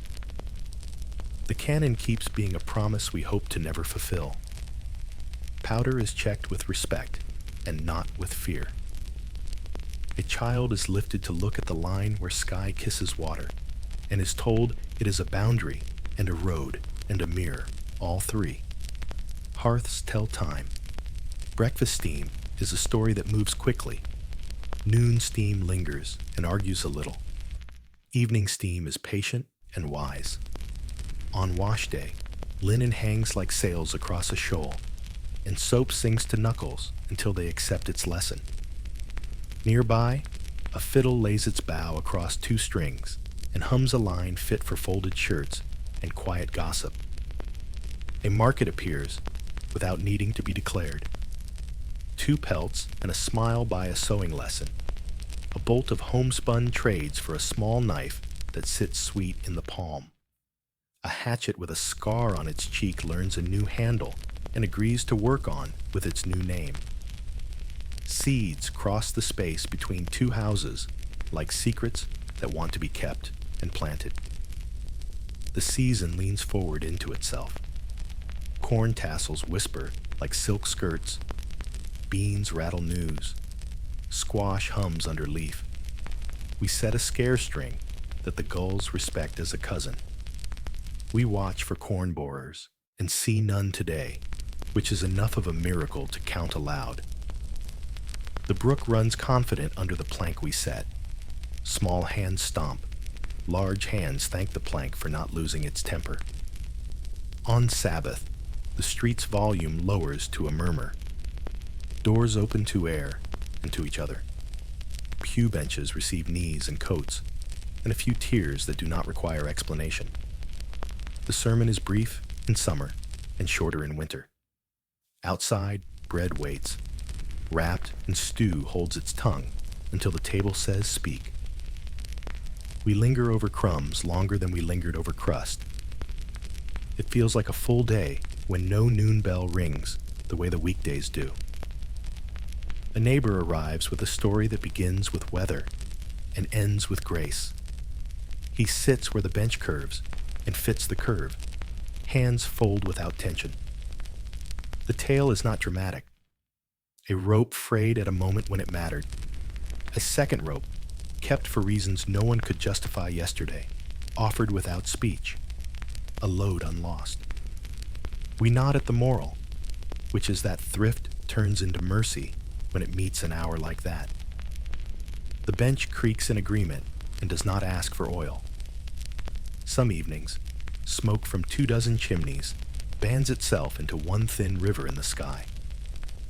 We watch it drift toward the line of trees and disappear where air decides to be fog. Two children practice calling the bend by both its names and make them into a rhyme they will forget by morning and remember again when they are grown. A dog circles twice, chooses, and sighs. Winter's harsh words soften when spoken by summer. The same clapboards that shrugged at sleet now take sun down their lap in little dances. The same latch that stiffened at dawn now lifts like a laugh. We store wood with the memory of a cold that taught us kindness. We mend roofs under a sky that has proved both stern and fair. We think of those who left and those who stayed, and use both tallies to measure what is good. A small storm tests the street without malice. Ruts hold and drain. The ford nods approval. Doors close when asked and open when the rain has said what it meant to. A leak returns to a seam that thought it was healed, and we forgive it before we fix it. Our roofs keep us, and our beds keep sleep, and our hands keep their habit of checking coals and pegs before trusting dreams. Late light fits between houses like another neighbor. It settles on a wheel wedge under a cart, on a coil of rope that remembers ferry pull, on a pot scrubbed bright as a sermon. It finds a nail someone straightened and returns a shine that looks like praise. It looks through a letter's fold and recognizes longing without scolding it. Night, when it comes, is familiar and not feared. The street remains a street, quieter but not lost. Nets hang like lace in a doorway. Timber whispers as it cools. A pelt laid over a bench becomes a kindly seat. Two names for one bend in the river, drift through a lullaby. Children sleep, having learned both without choosing between them. Neighbors share a bench and a story, the way bread is shared, by breaking and passing, not keeping count.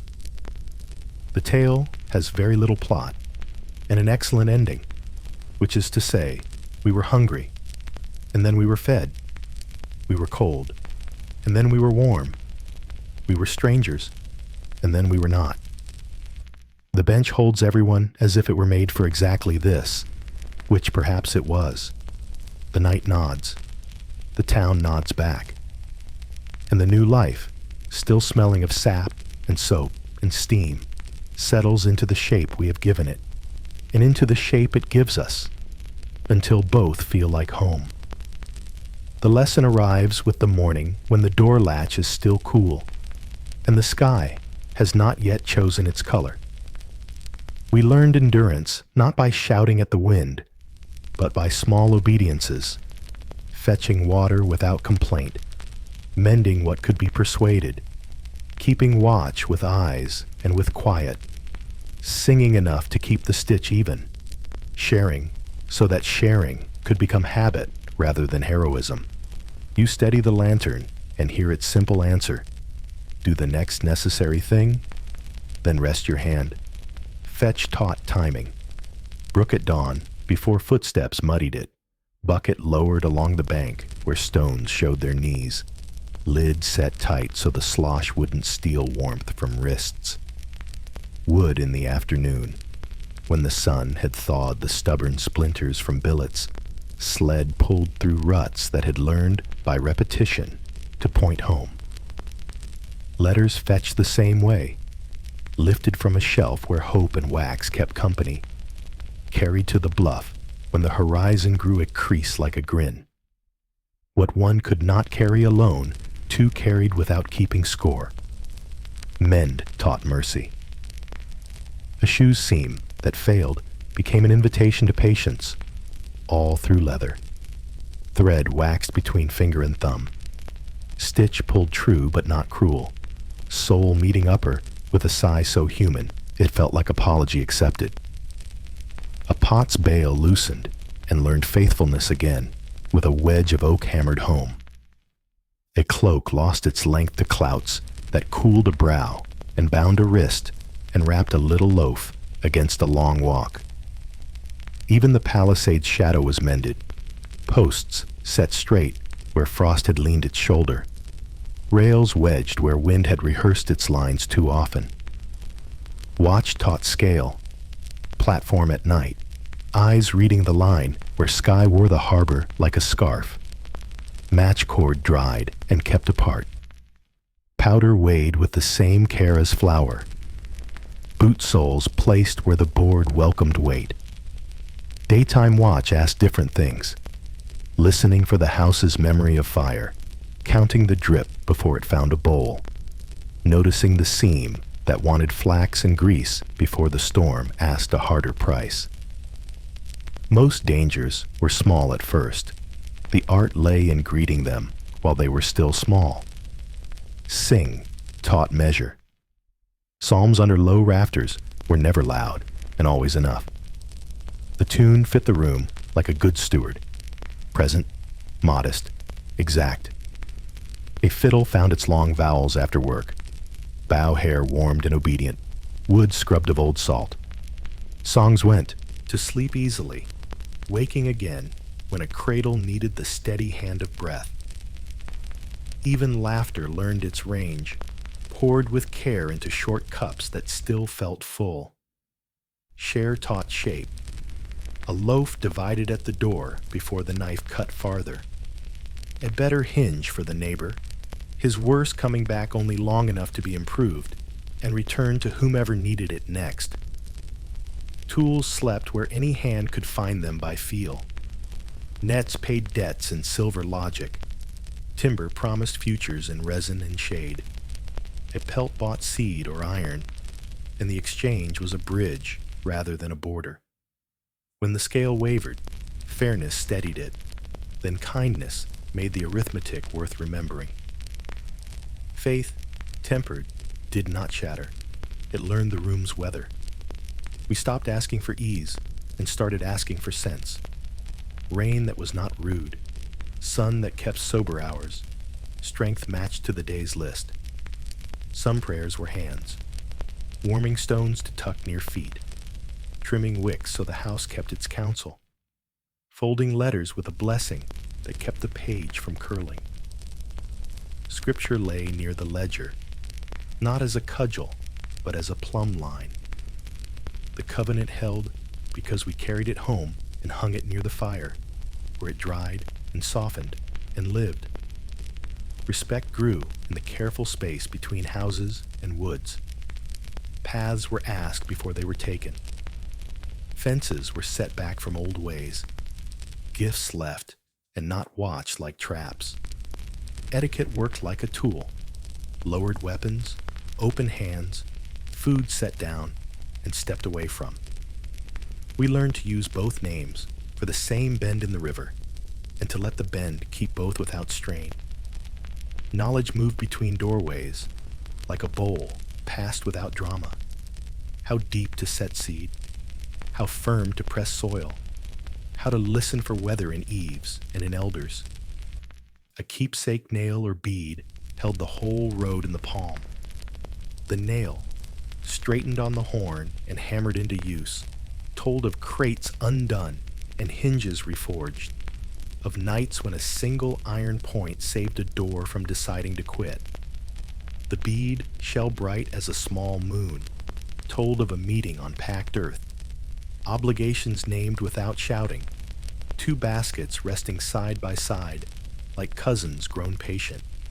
We carried little things because they carried us, reminding fingers that thrift could turn to mercy, and that beauty, modest and local, could serve as a measure rather than an ornament.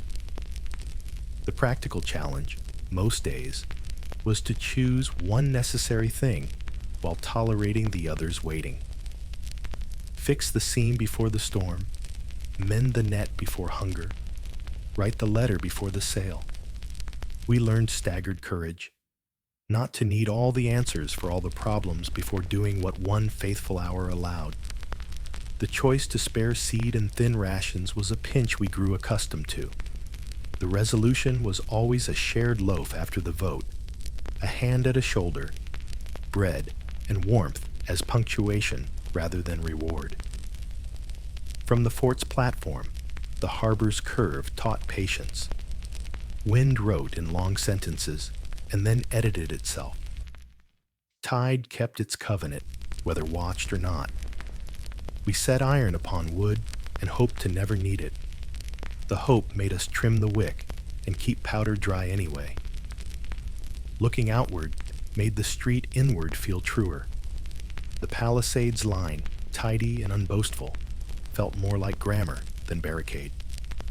Inside, logistics softened into ritual. Rope was coiled to remember how to unroll.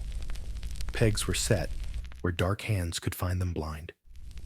A bowl waited under the seam, out of habit rather than fear, and habit proved itself prophecy by rarely being needed. Coffee, thin as memory, warmed a palm and made the mouth honest. Axle grease thickened and then was coaxed by a hand to remember its purpose.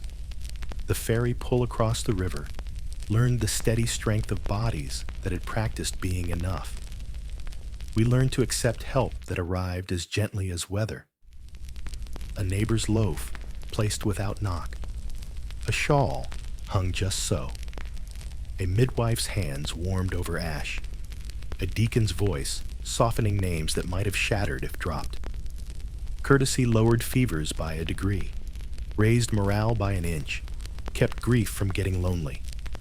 We learned to say, as we do, in place of charity, and it changed both the giver and the receiver into simpler words, neighbor, friend.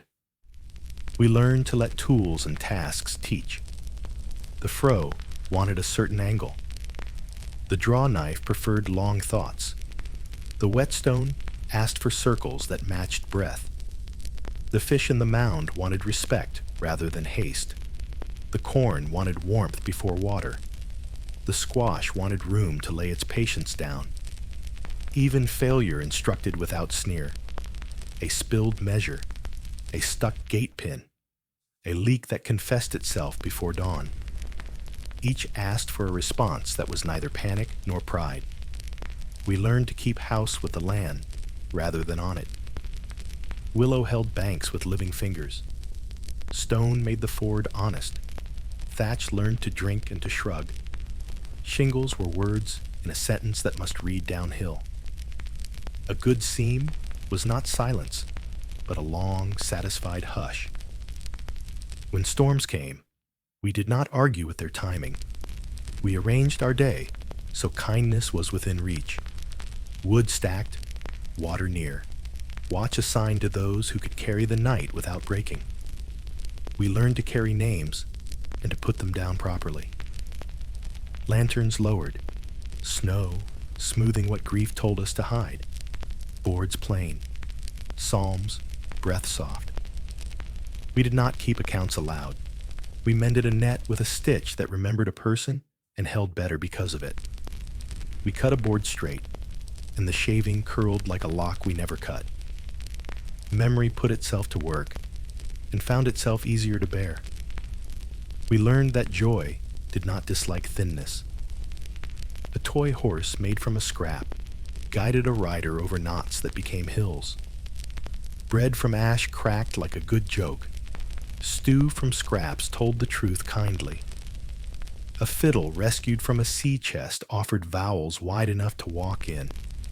Laughter traveled in short measures and still reached everyone at the table. Sabbath practiced being enough and discovered that enough could be abundant when divided correctly. We learned patience as a form of strength. Seeds do not hurry. The hand that tries to make them hurry breaks the covenant and learns again. We waited for green like people who remember winter with exactness. We learned to count the first blade as a choir, not as a solitary triumph. We lowered our voices in gardens so as not to wake worry. We learned to stand still beside a pole where linen and bead blew like cousins in a breeze, and to feel taught rather than honored. We learned a slow courage that prefers persuasion to spectacle. Coals banked, doors latched, powder kept high, letters folded, manners carried outdoors, and set between doorways. We found our balance between the platform's stern line and the river's forgiving bend. When choice was between urgent and important, we took turns, forgiving ourselves afterward for being human and finishing the rest tomorrow. Tomorrow waits with patience and work. It is not empty. It is set like a table, rope to coil, seam to test, letter to carry, row to weed, peg to set, story to tell. The lantern will need trimming. The brook will need greeting. The path will expect light feet. We will fetch, mend, watch, sing, share. A nail will sit on the shelf beside a bead, and both will continue their quiet sermon about thrift becoming mercy and difference becoming addition. The day will learn our names again, and we will answer, steady-handed, sure-footed, soft-voiced, as people who have practiced being enough. And then, when the work allows, we will sit and breathe and rest the weight of what we learned where it belongs. On the bench, between neighbors, under a roof that holds. Night hush returns the way an old friend steps through a door it helped build. The hearth ticks as if counting the room's breaths. Outside, tide turns. A slow shoulder, a soft persuasion of pebbles, the harbor rearranging its silver thought. The latch is down. Wool blankets rise like low hills and fall again. A country learned by touch more than sight. Candle stub sleeping in its own small pool. Ash banked into a round that will open its eye at dawn. You steady the lantern, tip the wick, and let it lower. Amber to ember to a remembering glow. The town quiets in degrees. Hens rustle into their feathered answers. Nets at the lintel become lace against the dark. A wheel wedge holds the cart's weight without asking praise. Pegs keep tools where a hand could find them blind. Even the rope on the ferry cleat seems to loosen its jaw and rest. Names of the lost fold into the lullaby the chimney hums. Not counted, not compared, only carried. A board scar remembers a hand. A nail bent straight remembers a mouth that wanted bread. The hill above the harbor keeps its secret. The harbor keeps its patience. Between them, streets lie like quiet oaths. Breath evens. Warmth gathers where wool and wood meet. Oak post giving a faint, sweet from sap that survived winter. Blanket smelling of sun once carried indoors in its fibers. The mattress crunches a little. Straw telling the day's story back, but gentler A palm rests on a knee and learns it needn't hold the world any longer. A small practical thing remains. The bowl is set under the seam out of habit, though the seam held through rain. It waits without offense. The door bar is set within easy reach. A cup is filled for morning, covered with a saucer, the way a quiet hope wears a lid against dust. The room nods, everything in its place, and the place belongs to the night now. The platform watch is changed with a whisper. Boots find the board that does not creak. Match cord is dry and asleep. Iron lies beneath oiled cloth and does not dream of being loud.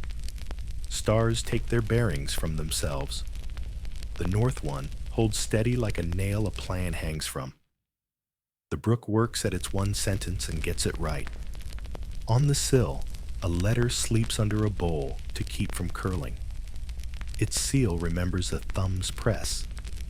The words inside do not fidget. They wait a sail already somewhere on the far side of dark. Above, rafters click as they cool, little agreements settling between mortise and tenon. The house makes itself smaller, to fit the night like a hand pulling into a glove. A page of today turns without tearing. The seam kept, the latch learned. The child remembered to walk between mounds, not over them. The palisade straightened after thaw. The ferry line held. A neighbor's hinge came back improved. Coffee went thin but warm. Stew went honest and enough. Bread cracked with a sound that felt like a promise, kept without fanfare. Names of the living answer back in murmurs that never quite become words. A dog's sigh at the hearth becomes a baritone note. A child whimpers, then is told in a palm's language that all is well, and agrees. On the other side of the wall, a chair moves a finger's breadth as someone shifts weight in sleep and finds the soft of it. The exact spot work will remember with gratitude in the morning. Wind runs a finger along the thatch, finds no story worth telling, and leaves to worry the trees with kinder hands. The shutter takes a shallow breath and stops. A drop peg rolled earlier under the bench declares itself and is collected with a smile that belongs to nobody and to everyone. Upstairs, a floorboard ticks like a cricket considering spring. A choice presents itself, even now, to rehearse troubles or to inventory mercies. The hearth decides for you. Ember's eye says, inventory, mercies. The list forms by itself. A seam that did not drip, a spoon that did not splinter, powder that stayed dry, a rope that remembered how to unroll quiet, a name said at supper that did not break the room, only kept it together. Harbor hush thickens until the tide's turn can be heard in the bones. Pebbles talk in their soft, hard tongue. Gull cries are braided thin and distant, woven into sleep's first pages.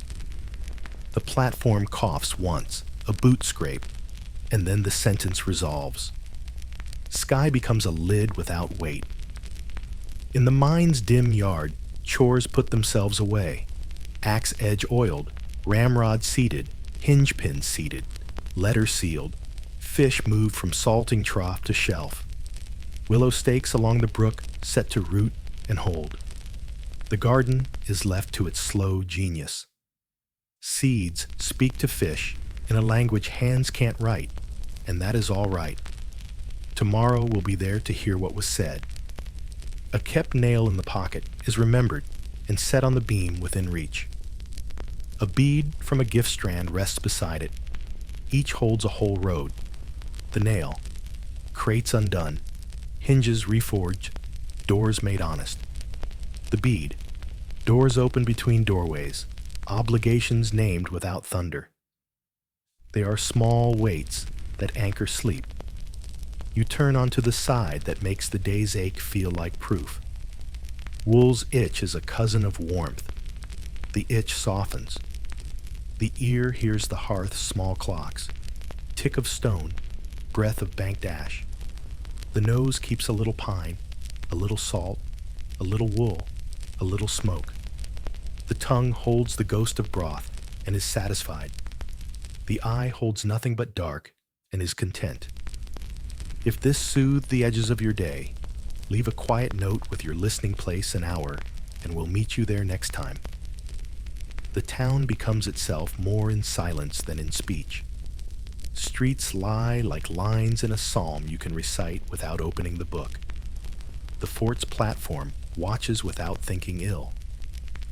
The palisade's shadow is straight and not stern. The shared post at the path holds bead and linen out to the night like two small lamps the wind knows not to blow. A light snow begins without malice, or is it only fog touching down? Roofs accept it like quilts. The hill above the harbor puts on the same plain cloth, whether for feasting or for sorrow. Tonight, it is just for sleep. The brook tightens, then loosens, then tightens again, the way a chest does as it falls into the deeper part of rest. Footsteps count planted hills at dusk and keep counting in a dream. 1, 2, 3, and on, until counting becomes a hum, and the hum becomes a thread, and the thread becomes a net, and the net holds nothing but breath. In the corner, the toy horse leans into its carved going and arrives nowhere important in exactly the right way. Lantern low, hand warm, breath even. Morning will bring water, wood, and bread. Those are good nouns to wake to. They will be joined by others: rope, peg, letter, seed, and none will be strangers. The day will touch your shoulder and not startle you. The ember's eye will open, the latch will lift, the brook will begin a new page. For now, let the harbor hold you. Let the tide turn you like a small thought turned kind. Let the rafters quietly agree on strength above your sleep. Let wool remember sheep and sun, and keep you without asking for stories. Let names fold. Let names answer. Let all that is not needed wait in the dark hall until morning calls it by its plain name again. The door is shut, but not against the world, only against weather. Inside, you belong to wood and wool, and the wise arithmetic of rest. Outside, the world belongs to stars and their steadfastness. Between, the house keeps the middle. The night approves and signs its name where the beam meets the post, a signature you can't see and don't need to. Sleep takes you with clean hands. The harbor holds. The hill keeps. The brook says the one sentence. The platform watches and does not worry. The ember remembers you and promises to be there when you return. The town is a chest, rising and falling, and you are one breath in it. All right now, go. If this soothed the edges of your day, leave a quiet note with your listening place and hour, and we'll meet you there next time. If these gentle histories help you drift off, feel free to subscribe to keep the circle warm. No rush, no hype, just a soft tap, so the next story finds you when you're ready. Now settle in, adjust your pillows, pull up your blanket, and let the room grow still. We'll be here again soon, in the same calm rhythm, whenever you need it.